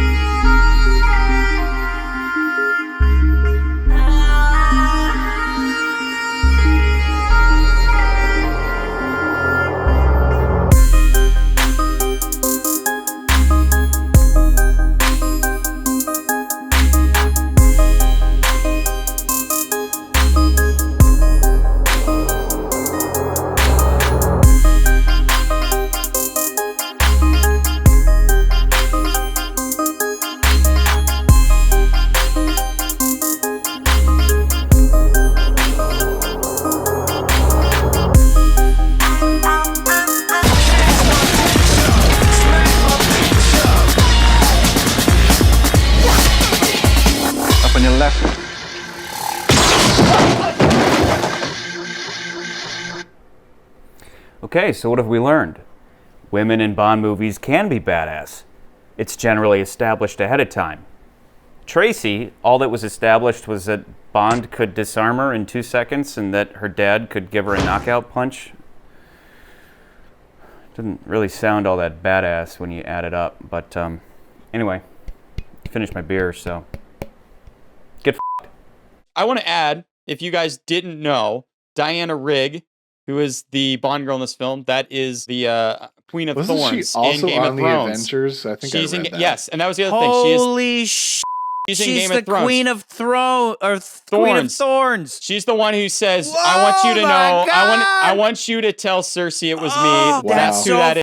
fucking awesome. Cool. She's that fucking cool." And yeah, Patterson, like you said, this is the second time in the Bond franchise where they pulled from the Avengers because Honor Blackman, Pussy Right. Galore was from the Avengers. She was another similar character on that show. And they obviously were like, oh yeah, this girl's badass. We've done this before. Let's pull her and put her in this Bond movie. And again, I think she's one of the best Bond girls. If I had to rank Bond girls, she's one of the better Bond girls. She's literally the first Bond girl to... She has a character. To She's have not a just knockdown, drag-out fight, and I think that's disrespectful towards her character. The Queen of Thorns Regardless of never your- fought the mountain and won. The Queen of Thorns was a fucking genius. Regardless of who your point fought about the in fight, the realm of the psychological. Regardless of the point of your fight, I think comparing her as a character, a fully fleshed out character, she's not just somebody whose Bond just happens upon or is on a mission with. No, but he did. He but just happened upon her. He happens upon her and then he just straight leaves, up but we just actually happened spend a upon lot her. more time with her, is He what I'm does. trying to get at. We So- spend time with her, and Yeah, it's we not do. just in the context And we get of to an know action her scene. pretty Yeah. well. We do. Yeah, that's where I'm getting at. Is she is a character versus many of these other Bond girls that are very two-dimensional. Yeah, She I seems still to have a disagree little about the more layers. relationship, but I'll acknowledge we get to know her pretty well. Okay, real quick though, what we haven't talked about though is her father, Mr. Draco. Draco is our tiger, our Karen Bay of this episode. I really like the guy. He's my favorite character in this film. If you guys are a fan of Batman, again, we've mentioned Batman earlier before, but the character of Ra's al Ghul and Talia al Ghul is inspired by this film with those two characters, where he's essentially a head of a crime syndicate. Well, the and he comic looks book like writer. Draco. Yeah, Ra's al that Ghul looks like idea Draco. came from Draco and Tracy. That's where they Cool. got Interesting. Ra's al Ghul and that's Teresa. like- So Chris Nolan was really all over this movie. Yeah, he likes Totally. this That's movie. actually kind of cool. Yeah. Now that you mention it, that is cool. I love the idea that he's like the good Spectre. Like, yeah, he's a bad guy. And I actually looked up the organization. Apparently, that may be real. It's from Croatia, so I don't know if it's real or not. That's but, still cool, though. I also just want to point out that maybe he was a bad father at first, but then, I don't know, he had like a second coming as a good father. And then his pitch to Bond is like, my daughter went to school and became a feminist, and I need you to f the feminism out of her. I need you to dominate the shit out of her until she comes around and quits being a And it's funny because like what Bond tells him is just like she needs like mental help, dude. Like she needs yeah. Like, she needs a psychiatrist. She needs like doctor help, and he's like, But she the needs moment male- she Bond needs to bangs her, hypnotize like her. immediately she goes from like a suicidal maniac to I'm gonna have your babies. 3 girls, 3 boys. Which Immediately again, I comes still around. say makes a weird relationship. I but- liked how That's what Bond this isn't talking about Draco, but I liked how she's like, well, you bought me, so you know this is your night with me, and he's like, He literally, he's like, my daughter is a feminist and a hooker. Think about me as the woman you've just bought. He's like, and like she showed that she's a fucking hooker. What she needs is a man to dominate her, to make love to her enough to make her love him. But he's like, no, I don't want to bang you because I bought you off. Like I was trying to be nice. Madame, I'd forgotten we agreed to be partners this evening. Please continue. Who needs to buy? Look, you don't owe me a thing. But then she leaves him the money in the morning. So did she Yeah. fall in love with him because he f***ed her so good? Just like Draco said, I need you to f*** my daughter until she loves you, and that's why she paid I up. don't think that's the. If I was going like you had said in From Russia with Love, like when's the moment where what's her name falls in love with Bond? on the train. That to me is Romanova. not that moment. I think she falls in love with him. I think when she comes to his father's birthday, this dude she just fucking bangs there. She's like, something's up. Oh wait, this guy only wants information to, you know, he like, I'm getting She's smart. I'm part of this scheme. This is fucking bullshit. I can't believe this. And then she goes off in tears. And I think she falls in love with him when she realizes that Bond actually cares about her. And isn't. But why does he that's- care about her? That's the big question. Why does he I care think about he just sees some, again, like with a lot of these women, he sees something interesting in them. And then obviously he doesn't fall in love with her then. But I think she falls in love with him. I will not go without. You'll have to! I just want to say that the best father in the world also, at the drop of a hat, punches his daughter in the face in order to save her life. Yeah. Which apparently Gunther didn't think to do. pretty easy to knock her the fuck out.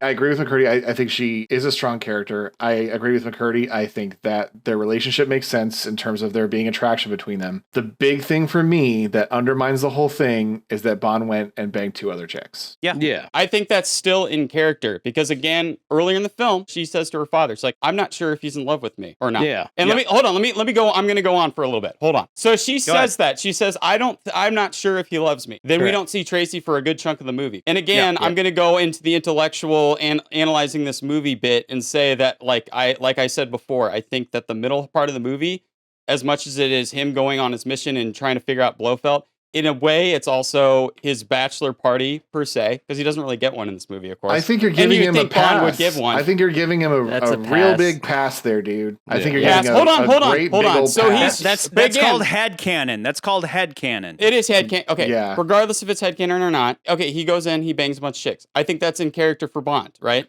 He's done it in other movies. He goes and he meets the main Bond chick, and then he still fucks somebody else, and then he comes back to the other chick. But he never married any of those chicks. What I think is great about it is that after he's had all these shenanigans, all these women, and even the women he's having sex with aren't that great to begin with. I mean, the fucking chicken lady is kind of slightly obnoxious. Even after he has sex, obnoxious. She's slightly obnoxious. Even after he has sex with her and everything, and then he goes down the mountain, and we have that great, awesome ski sequence, and he's getting chased down, and we have all this moment. He's like, I could get killed, and he's like, I don't know what I'm gonna fucking do. They're after me. They're gaining in on me, and who comes to his rescue? It's Tracy, and it's in a great, glorious shot where the first thing we see is her feet, and it comes up. It's almost like, and I'm going to get whatever, analytical or be the film snob. Very curious thing, snobbery. But it looks like she's very angelic in those scenes. And I also add that a lot of her scene. Shots. I do like that scene. A lot of her shots in this movie, if you notice, they have a very much a glow. Like, I think people have talked about like putting Vaseline on the lens type thing. But the Barbara and I know Walters that doesn't interview. necessarily add to my argument, but I just want to point out that is something that I love about this movie. And to me, when she saves him, and not only does she get him out of the bad situation, she's a fucking competent as driver. She bests even the fucking Italian driver, or it was the Swiss drivers in the ring when they're driving around, and they're like, how the fuck do we get out of here? And she still like outbests the bad guys, even the people in the cars. Like I said, she proves time and again that she's very intelligent. I'm trying to state the middle ground here between McCurdy and Patterson, because I fully agree with Patterson in that the fact that he sleeps with 2 random women in the middle just seems very convenient for them to try and plug the point that he's still Bond. Like, look, he's still just trying to everything. It just doesn't make sense in a love story. But I'm going to agree with McCurdy in the fact that I think they make sense together. From the very beginning, she's mysterious. He's trying to figure it out. They make love. She pays off her debts. 20,000 francs in the desk. And he's like, no shit, and paid in full. 20,000 francs is a lot of money. Paid in full as well. That's different for him. That I think Bond's falling in love with her throughout the film. Different bits and pieces. I know there's a love montage in the middle. That's a bit much. That shouldn't have been there. That montage should have been later in the film. Yes. Later in the film. Yeah. It should have been after he does the whole allergy clinic thing. Yeah. Exactly. It should have been after they survived, right before they got married. But then we reach the driving scene, and I think that, as McCurdy said, like, God damn it, and then he keeps kissing her, like, God damn, she's a badass right now. Yeah. He whispers, like, good girl. Like, he's falling in love with her throughout. It's not in the beginning. He's not going to be pawned off or won for $1 million. He's not doing it for that. The timing of when he sleeps with those women screws up. It's terrible. It undermines the relationship dramatically. Fully. And if your point is also in this movie that this is a good movie because Bond is being more vulnerable and being more emotional, let me tell you something about being vulnerable and emotional. If you're falling in love with somebody, you're not going to want to sleep with somebody else. Correct. Like if you haven't figured out your feelings for somebody else, like if you're developing these feelings, especially if they're new to you, you're not going to be like, let me immediately go and this all up. Like he would need time to evaluate it. It undermines both the vulnerable and emotional Bond angle, and it undermines their relationship. It's just unless he's having cold feet and he's just like, I could a couple of chicks, not talk about it, and then move Which on. he is. The whole time, the whole movie is Bond being his normal, sexually loose self, except when he suddenly decides to be Mr. Romantic with Tracy for no reason after getting the information he needed from Draco. And then going off and banging other chicks, but then suddenly falling for Tracy because she can drive well. And yeah, that's cool, but Bond meets badass babes all the time and he doesn't fall for them. So what is it about Tracy that makes him fall for her specifically? And that question is never truly answered or explored. For us as an audience to believe that Bond's feelings for her are legit, he should have turned down the very forward advances from the Angels of Death, but he didn't. Or at the very least, they could have planted a better seed that Bond was looking to leave the service to start a family, but they didn't. I'll have a bachelor's taste for freedom. Oh, please, just see her some more. Who knows what will come of it? I'm sorry, Draco, but in my profession, I can't. Let's get into the Bond's motivation, right?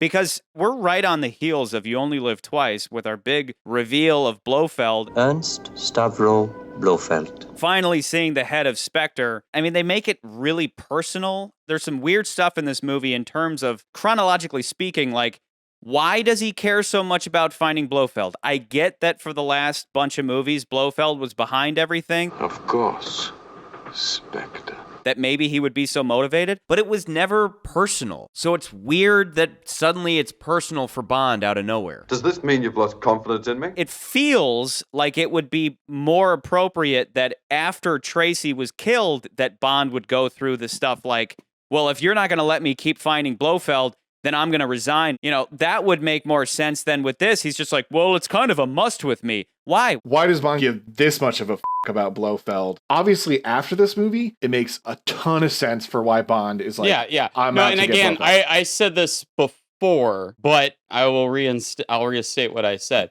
That it's been 2 years. Again, like Bond always seems to get his man fairly quickly.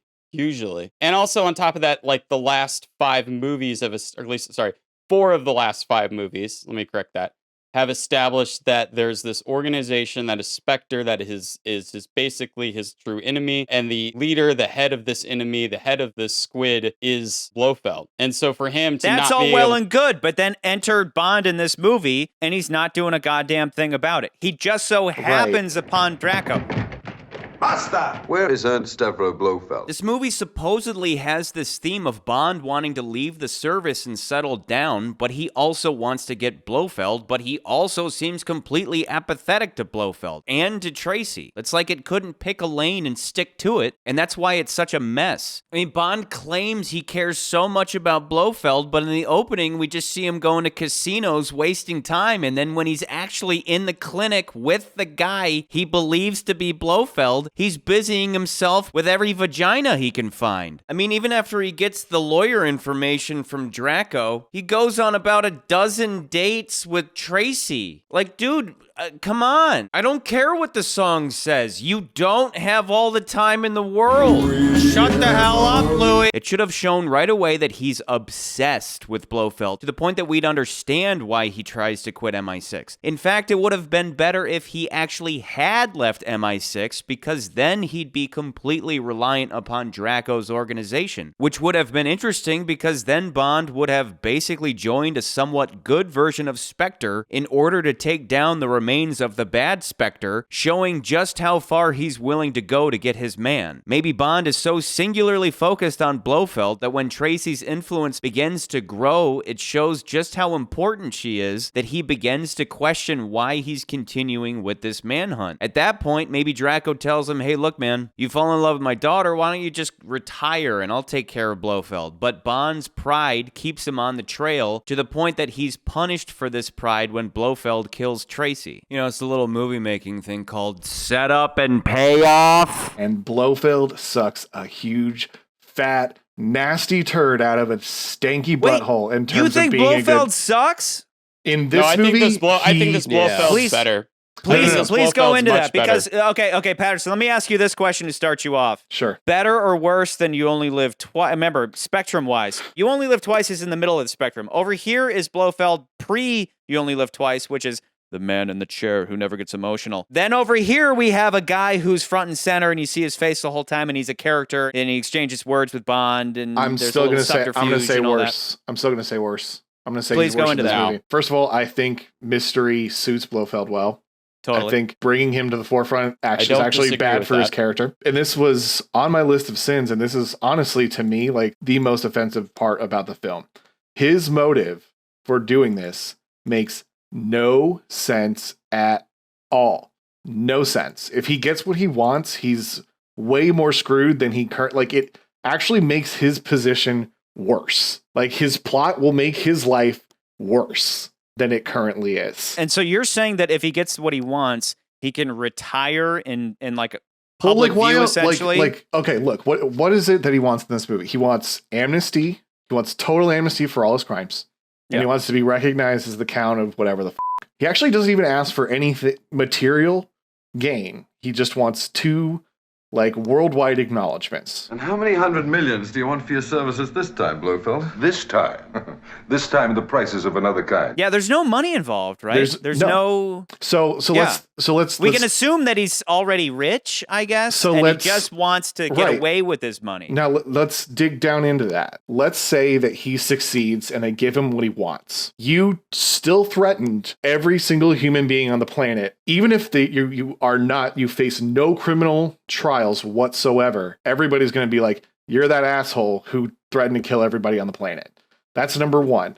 Number two, I've one argument to that point. Quick, Patterson, if I can't. Nobody knows him. Nobody knows who he is. He's the head of a secret organization. Patterson, the first argument to that point, though, is that you say that every government would be against him, but this movie already establishes that the governments in this movie follow the rules. And Bond doesn't like that to begin with. Which I agree with. I think that if he got his way, I'm not exactly sure that he wouldn't get away with it. You would need Bond to then break the law and do vigilante justice and go kill him. But I think governments would respect any mandate for like, f it. The governments let bad guys get away with all the time. They're not going to give a f as long as the sun rises the next day. Bond might go do some vigilante Yeah, but and then on top of that, the brilliance of this is that now that even if he doesn't pull and he's like, well, now I have amnesty, and he still pulls the trigger on his actions. Well, now in the previous films, he's even talking about like, and this is headcanon, give or take, but he's always talking about, oh, there will be a new world order, you know, and I imagine at least the last film that would be Spectre. He never asks to be put in control of shit. But he's put in the position now that if he has amnesty and he does pull shit, that now he has legitimacy to be like, no, I'm now the ruler of the world. Look, and that's far fetched, but I don't think he's in a worse position. I think he's putting himself out of the game in a good position. And again, I think that also goes with the theme of the story, where he is. I want to argue that this is the worst Blofeld.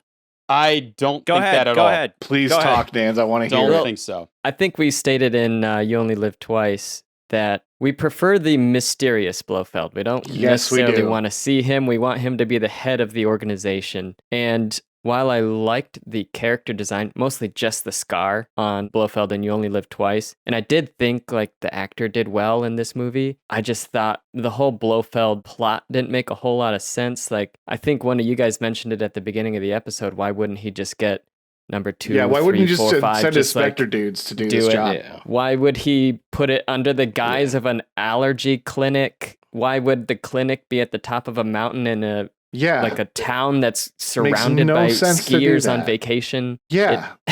It's not a discreet and he's location. Skiing down the mountain. Let me argue that first point. And I know you guys were like, well, why don't you get Spectre agents? We've seen in previous movies that Spectre agents aren't always reliable. They do stuff that he ends up finding out about. Are they less reliable than random hot chicks from around the world? You just brainwashed all these random women's. There's no way they're more reliable. I think these guys are right, though, McCurdy, that Blofeld could just as easily have paid a couple of guys $20. I'm going to start a clinic to help people with their allergies. I think it's an interesting story. I think the clinic's a lot of fun. I'm certainly not against the clinic solely because it's fun. But Patterson is right that you could find a bunch of homeless dudes and just be like, hey, go spray this in Zurich. And they're not going to care. But I think also that also goes in ties with the I think the fear of, these women go out, they go to their respected countries, and how are we supposed to find all of these? I mean, Bond's like, well, if we destroy the source of the radio signal and all this stuff, then we can stop this whole thing from happening. But the fact that you have these, 12 gorgeous women out in these various different countries, and you have to,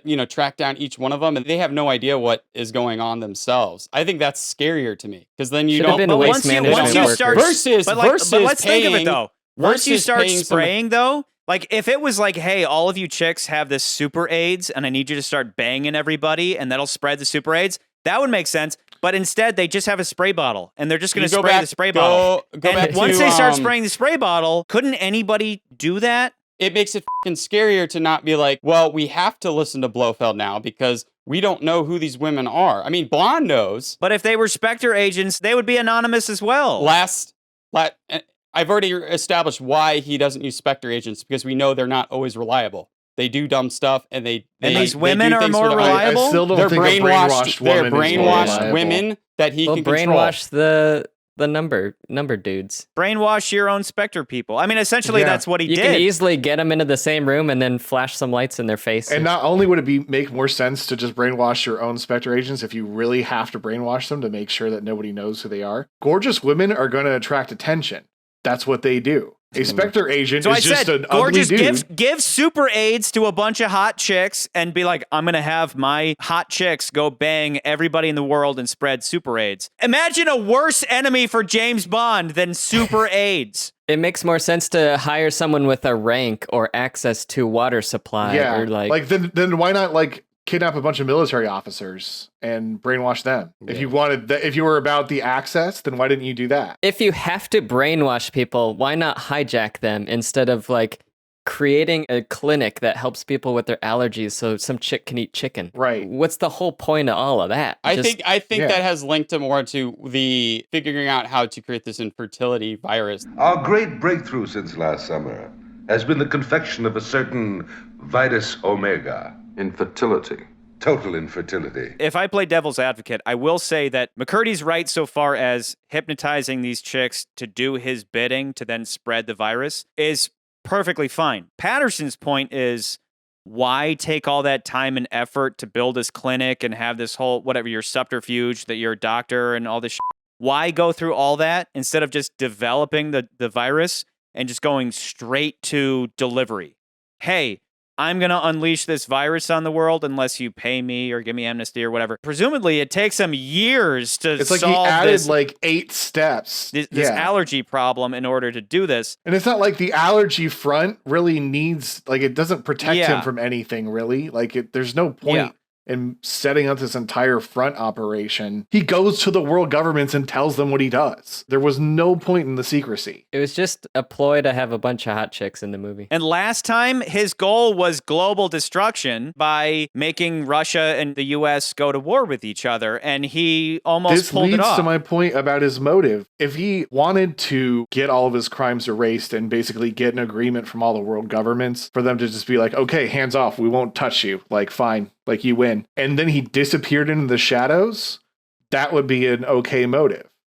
But that's not what he does. He says, I want you to do that, but then I also want a noble title, which is going to highlight me in society. I'm okay with that because we have billionaires all the time that get off the hook for doing shady insider trading shit. And then the government's like, Patterson, I think they would just let Blofeld, hey, Blofeld, I still think it's an ego you're play. Not going to try to take over the world anymore, Dr. Evil. We'll leave you alone. We'll leave you alone. Okay, and you're not even asking for money this time. I mean, really, when it comes down to it, I think Blofeld's motivation is fine when compared to Bond's, which is underdeveloped and messy. I just also want to add, I think Teresa, if we're comparing two actors, I think he does a better performance than Donald Pleasance does. So, I think 100%. Donald Pleasance is just a better, and he's just a better villain in general by being a more active, involved villain who actually fights Bond. I think this is the one time we actually see Bond and Blofeld actually go toe to toe. And I like together. when he triggers the avalanche. I think that was cool, and that's legit. Yeah. That is a good villain and McCurdy, move. to your point, I like that it's not toe-to-toe so far as like a punch for punch, because, Blofeld's just like a fat dude who's used to a sedentary lifestyle, sitting around telling other people what to do. I don't think he could best Bond. As much as Gunther should have kicked Teresa's ass, I don't think Blofeld had a chance against Bond. Instead, they kind of put Bond at a disadvantage with this whole... I mean, it's kind of when you really look at it from like an eagle's eye view, the bobsled thing might be goofy, but I still think it works. It's suitable so long as like Blofeld's trying to get away, and then it puts Bond at a disadvantage where he has to chase him, where Blofeld could have gotten away. If we're judging, like I'm saying, if we're judging this movie in comparison to the other films, Which especially is what we're the doing. fact That's that literally the point of the podcast. If we're judging it compared to the other films, and you're talking about great fight scenes and stuff, that's a great fight in between him and Blofeld on the bobsled. But I don't think him and Largo have a great fight. Him and Blofeld don't even have a great fight in the last movie. They didn't have a fight because it would have been horribly one-sided, which is my point. Goodbye, Mr. Bond. This movie kind of pretends like You Only Live Twice never happened. To some degree. And that's the point Patterson made, is that they finally meet face to face. I would much rather have You Only Live Twice never happened, or at least had hidden Blofeld. And then that would lead to this, where Peter Hunt says, okay, how about this? Instead of just some cheap reveal of Blofeld, let's actually have him out in the open the whole time, but we don't know it's him. I mean, we have the whole cat and the bald head and the weird jumpsuit, but let's slowly let it release until Blofeld finally fucking takes that mask off, and he was hiding in plain sight the whole time. Like if I was going to rewrite, like, Charlie, I like your idea for rewriting this film to make the relationship between Bond and Tracy better. If I was going to do the rewrite, it would be changing Blofeld and making him consistent with what he was in the previous films. A shadowy puppet master who is very intelligent and has a coherent, sensical plan, who also knows how to leverage the resources of Spectre to cause chaos and mayhem throughout the world. And this Blofeld does not do that. He does not do any of those things well. And that's why I don't like him as a villain. I don't think he does those things well. Yeah, I agree with that. I do think there is a little bit, I mean, you could say this is fucking headcanon again, but I think there's a little bit of the idea that Spectre is... You and your fucking headcanons. You and your fucking head. Yeah, head. Hold on, I'm not done. I'm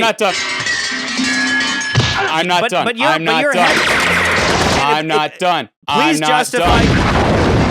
I do think that this movie, in a weird way, especially after You Only Live Twice, it's like Spectre kind of fades from existence. I don't want to speculate if that's a Thunderball rights issue or not, but there's no other Spectre agents in this movie. Yeah, you could say, oh, Irma Blunt is another Spectre agent. We never hear her called her as number 1 or number 11. Which, by the way, she's technically the one who pulled the trigger on Tracy's death. Yeah. And yet we never see her again. Bond never takes care of Bunt. But anyway, go on. But there's never... So there's almost like this idea that Spectre, in a weird way, is dismantled, but Blofeld is still out there. I feel that. That's why he wants to retire almost. It's like his last-ditch effort. And this is where I will agree with you, McCurdy. Let's say that Spectre had its big day, right, where we almost ended the world, and then it ended with only Blofeld getting away from the volcano layer, and then he, like Sauron, scampers away to regroup. He ends up using the last of his funds to establish this allergy clinic, and then he weaponizes some chicks on his side by hypnotizing them. I can believe all that. I can totally get behind all of that. And then his motivation is, I've been bested, and I just want to be left alone. But why couldn't he just stay in hiding? Instead, he called attention to himself that literally brought Bond to him. He could have disappeared forever. He could have retired to some fucking island somewhere. Instead, he had to manufacture this whole thing. Is this 100% a sequel to You Only Live Twice? No. I guess that's a question I have. It's supposed to be. Are we supposed to take each movie as an individual little story? They make it quite clear that this is a sequel. Not only do they show all the movies in the prologue, but then we have that cute little scene where Bond plays with his old toys. For some reason, he has Honey Rider's belt. I mean, Honey Rider's out there without a knife. We have the watch from Russia with Love. We have the Thunderball breather, and then we have the janitor whistling the Goldfinger tune. We have all these references to all the movies beforehand, except for You Only Live Twice. It's like there's no reference to that that movie. No, that's not true because they do show it in the trailer. They showed in the prologue, but they don't make a reference.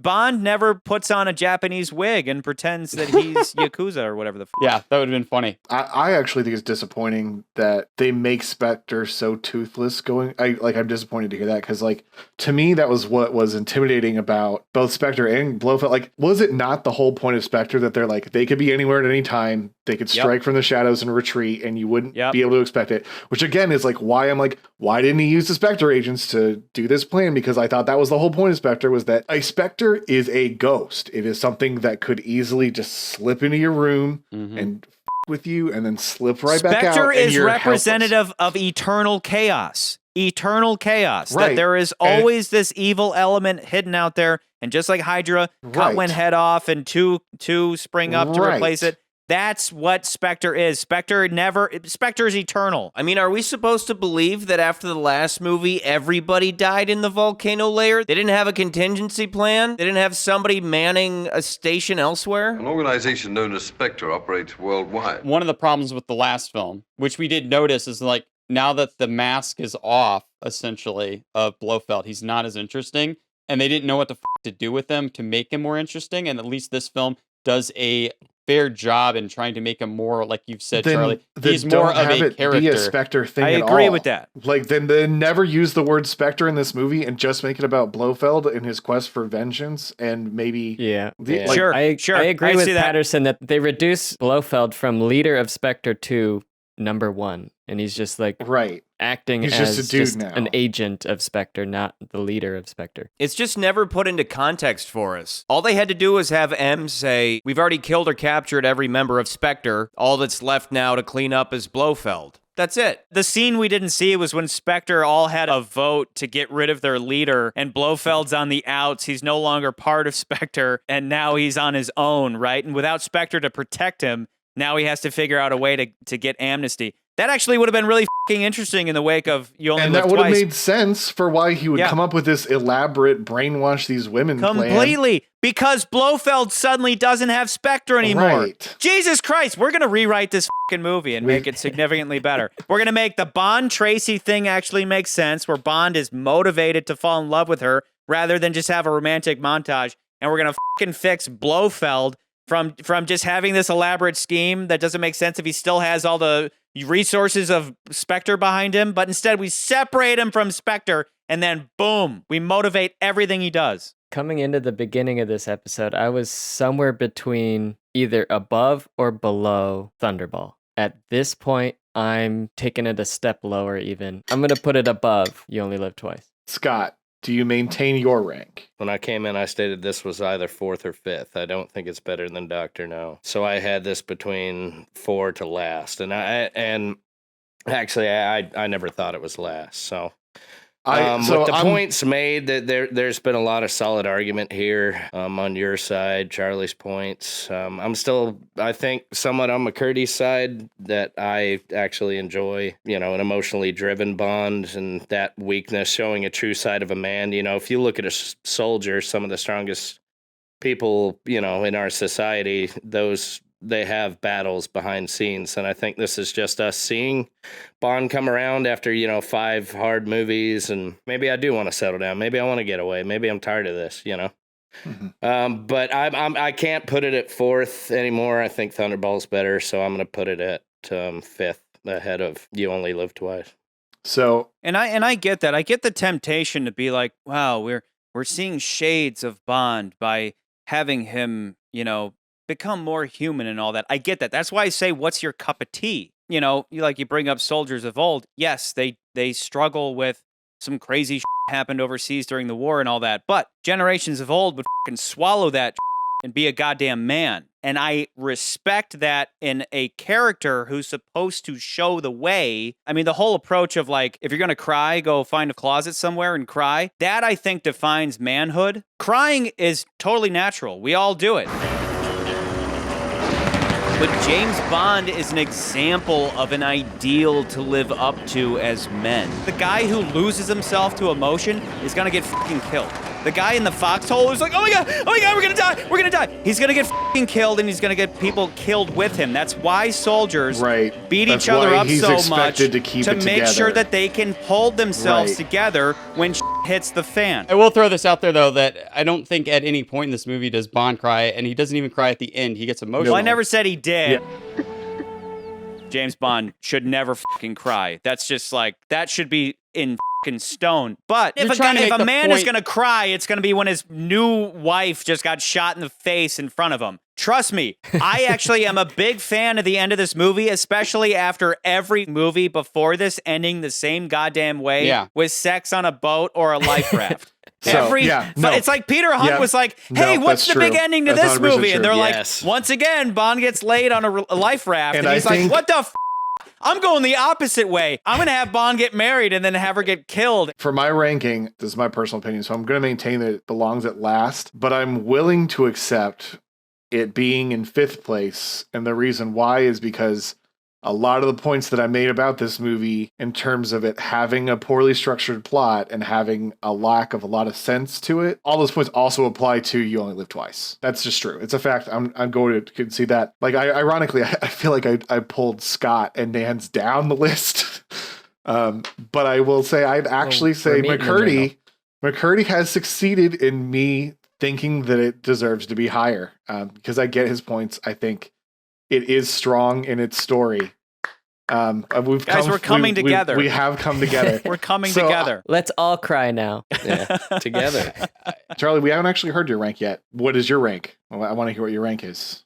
There is no way in hell that this movie is better than Dr. No. Go back and watch Dr. No again, and you'll be like, Dr. No is untouchable so far as it's perfect in its simplicity. It's probably closest to perfection that we've gotten to. It's just such a small movie that it's easily overshadowed. That's why 2 and 3 went above it. I agree. I agree completely. Thunderball, we all agreed. Thunderball could have been number 1, but it's like they just ignored the story portion and they just went all out. That's where I keep saying its reach exceeded its grasp. And then You Only Live Twice. After that big, powerful Thunderball, it felt a little more half-assed.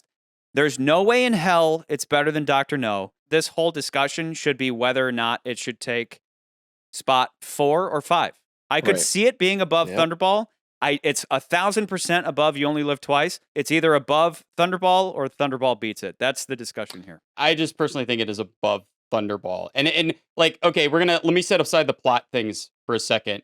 Because I think, yes, I know, Charlie, we've talked about like the spectacle and the story and how, sometimes these movies definitely try to raise the spectacle, but then kind of lack on the story. I think the spectacle is definitely here. I also think the story, not the plot, because we are talking about when a lot of these things that you guys were talking about were more to the plot, not to the story.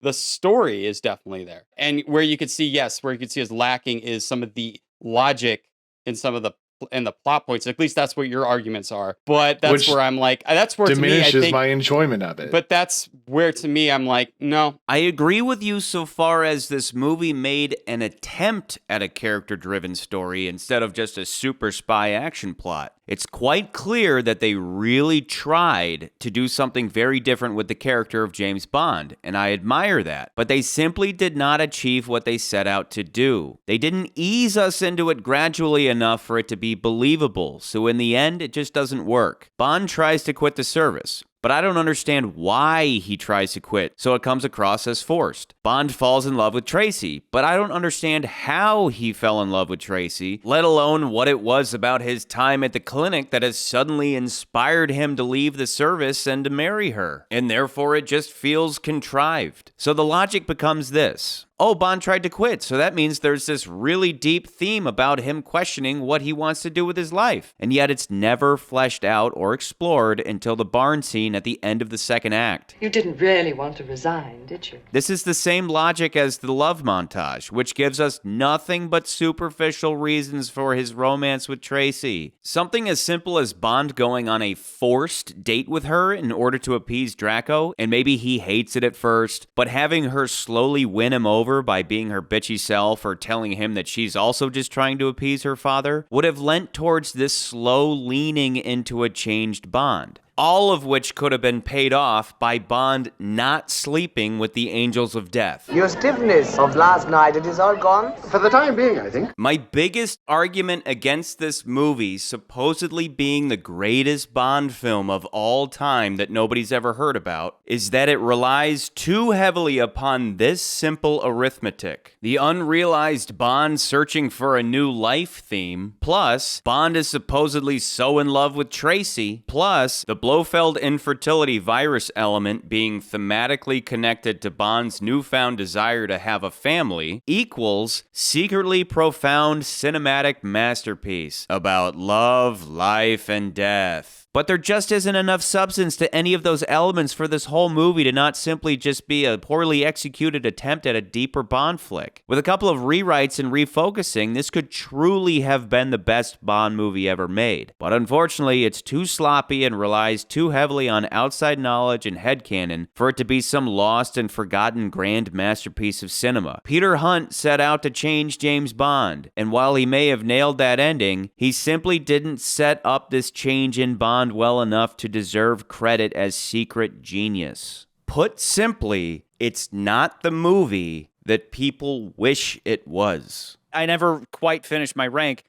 I do think it belongs at 4. I think that is the most fair and I can live with ranking we can put 4 for all of these. And on top of that, we also mentioned that like this is a very much gadgetless Bond, even so much that I don't know if he doesn't even use his Walther PPK until the end.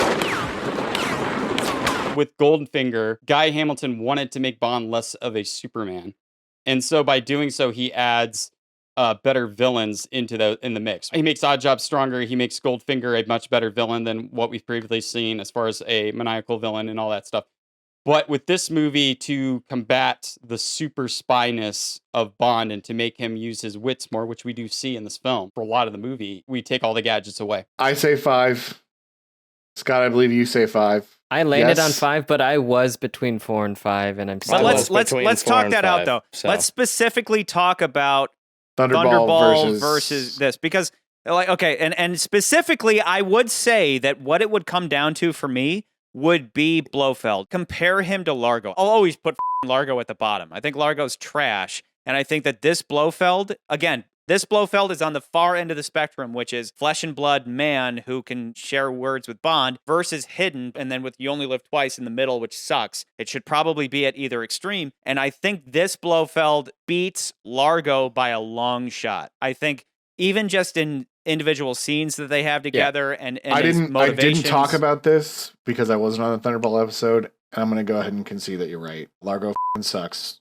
He unforgivably sucks. Just sucks. He's literally the worst so far. Because I didn't like seeing Largo like in the water, actively like part of the mission. And I don't like seeing Blofeld skiing down the mountain either. Largo sucks. Why don't you like 4. That though? Why don't I just want him to be the mysterious head of Spectre, because of how badly Largo pulling sucks. strings. I accept this ranking. But again, and I think to Charlie's point, yeah, like they make him more. They fix the problem that they had with You Only Live Twice, where he's just most of that movie he is the guy behind the curtain, and then the end of the movie they reveal him, and you're like, this guy sucks.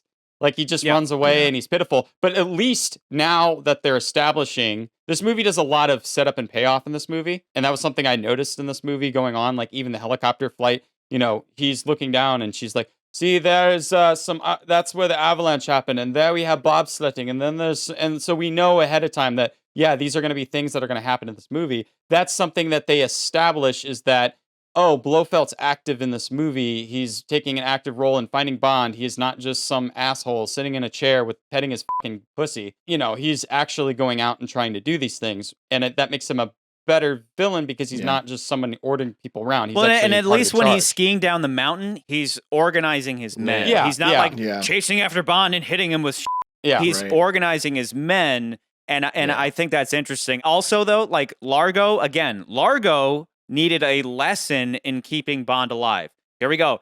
The segment of Keep Bond Alive that we always have. In this movie, Blofeld keeps Bond alive for a very clear reason, which is you're going to help sell my whole plan to the government so that they'll leave me alone. You'll be very useful in helping to convince the authorities that I mean what I say. That alone makes him better than Largo. To make a final point, I know this, we've decided it comes down to Blofeld, but to avoid further hypocrisy on my part, I am going to go ahead and say, because the action in this movie is so good, especially for being a movie that's trying to establish emotional depth, I'd be a hypocrite being somebody who prefers an action-filled Bond movie. Like, it's wrong for me to say that it belongs at 5. Given the fact that I like the action and I like the setting and I like that the action like makes good use of the setting. It'd be one thing to just put it in the mountains, but the fact that they did the bobsledding and all that like and used the setting is effective. Like I that's to me, like I know McCurdy likes these movies for the actual emotional content, but like to me it's an action movie.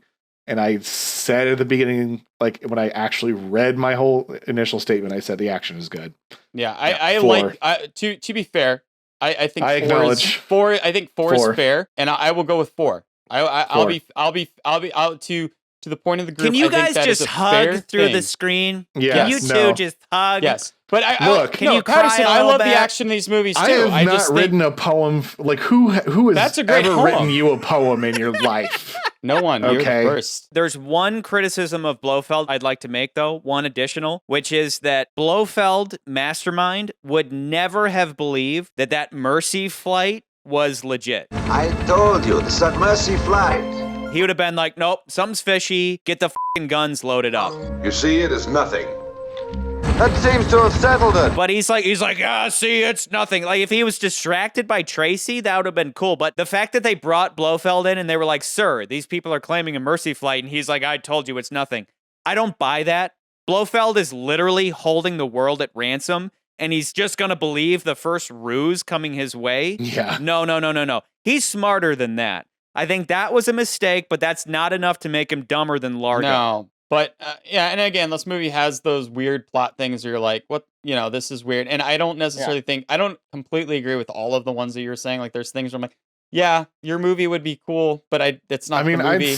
I'd still rank it last personally, but I acknowledge like the points that everybody's made to put it at 4. So, after the great McCurdy-Patterson battle, we have somewhat found ourselves somewhat in the middle. Goldfinger staying at number 1, From Russia with Love number 2, Dr. No number 3, On Her Majesty's Secret Service, George Lazenby intro and outro number 4, Thunderball number 5, and You Can Only Live Twice still at the bottom. For now, that's our rank, bitches. I feel good about it. I think that list is fucking primo. Yeah. Yep. To wrap things up, this to me is the last of the Bond films. Even though, yes, there are plenty more Bond films after this. This to me is the last Bond film because every film after this movie either tries callbacks or throwbacks to every previous of these first 6 films in some way or form. Whether it's a train scene, whether it's a skiing scene, whether it's an underwater scene, there's always some kind of callback to these movies. It's also fitting to say that this is the last movie of the 60s, and this kind of also ties into why Lazenby left. So, again, like I mentioned before, Lazenby is getting a little arrogant with the whole I'm the star kind of thing. It's the end of the 60s. This is 68. If you know anything about American history, 68's a pretty tumultuous year in America. There's a lot going on. You had Vietnam War. There was the anti-establish movement. We had hippies and that kind of thing. He was kind of getting a little more into that with the drugs, growing out his hair and that kind of thing. And this movie has shades of that in the movie with, the mod look and feel of the costumes and things like that, like the cravat that I wore today in honor of this movie. Psychedelia shit going on and how they dress and all that. Yeah, so you see a little bit of that in the movie. Lazenby would say, and this is part of his, his agent was kind of convincing him and say, look, like these Bond thing, this is going to end. Like, this isn't going to continue. And he had a point. You know what I mean? Like, you got to remember at the time, and when we get to some future movies, you'll kind of see maybe he was kind of right, that the Bond thing as what it is now is going to kind of fade away. Trying to hold on to this Bond thing. So what does the Bond films do? They find what's popular right now. How do we keep this relevant and latch onto that as a vehicle to keep these things going? Yeah. So in that regards, his agent was kind of right. But he was looking at it and seeing like the anti-establishment movie being a big thing. Easy Rider, MASH, these were more popular movies that were becoming more popular. People were kind of stemming away from this establishment type film, which is the Bond films are very much so. And this so much that when Lazenby went to the premiere, he grew out his hair and the producers didn't even want him to. And before this, the producers even had begged him to sign his contract, which he wouldn't do.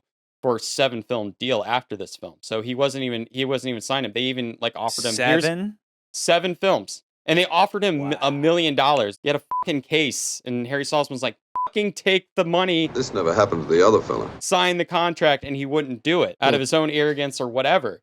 So really it came down to him just kind of being like disillusioned with it and just like, I don't really want to do this. I didn't want to continue with this, which would leave the franchise in kind of a conundrum. And that's also why, again, I consider this in that Connery era, even though he's not in this movie, is because of that. Also to note, originally they had an idea where this movie could have led, like this could have been the beginning of a new franchise in a way, like a soft reboot of sorts.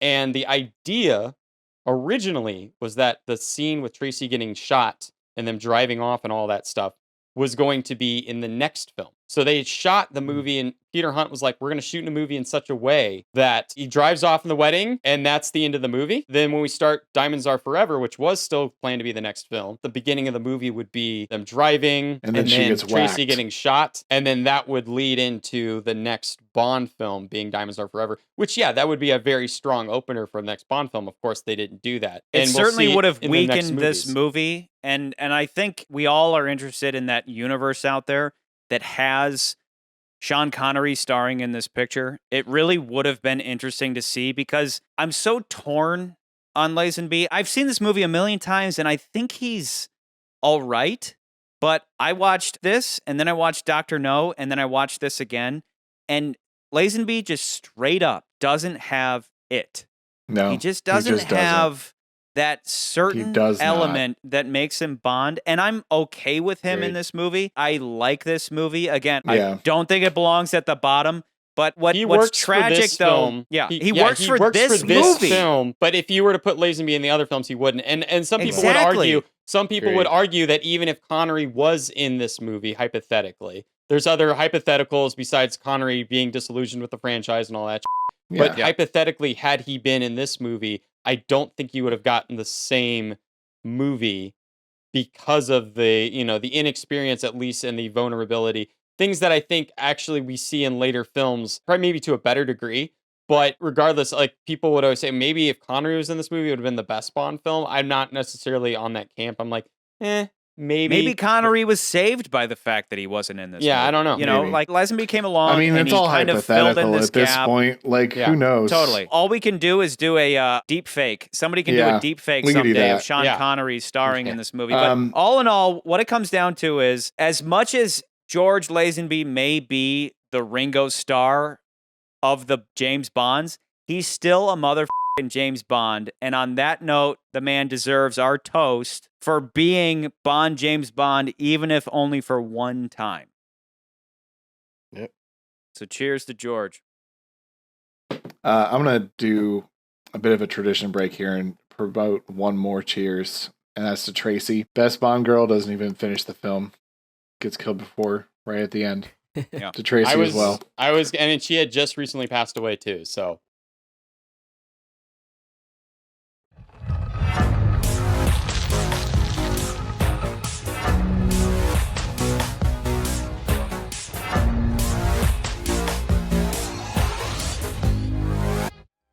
If you liked this video and you want to support the channel, please like and subscribe. Hit the bell icon. And if you want to watch more episodes like these, click the links to the sides of me. Now I'm off to do some evil scheming and plotting of my own.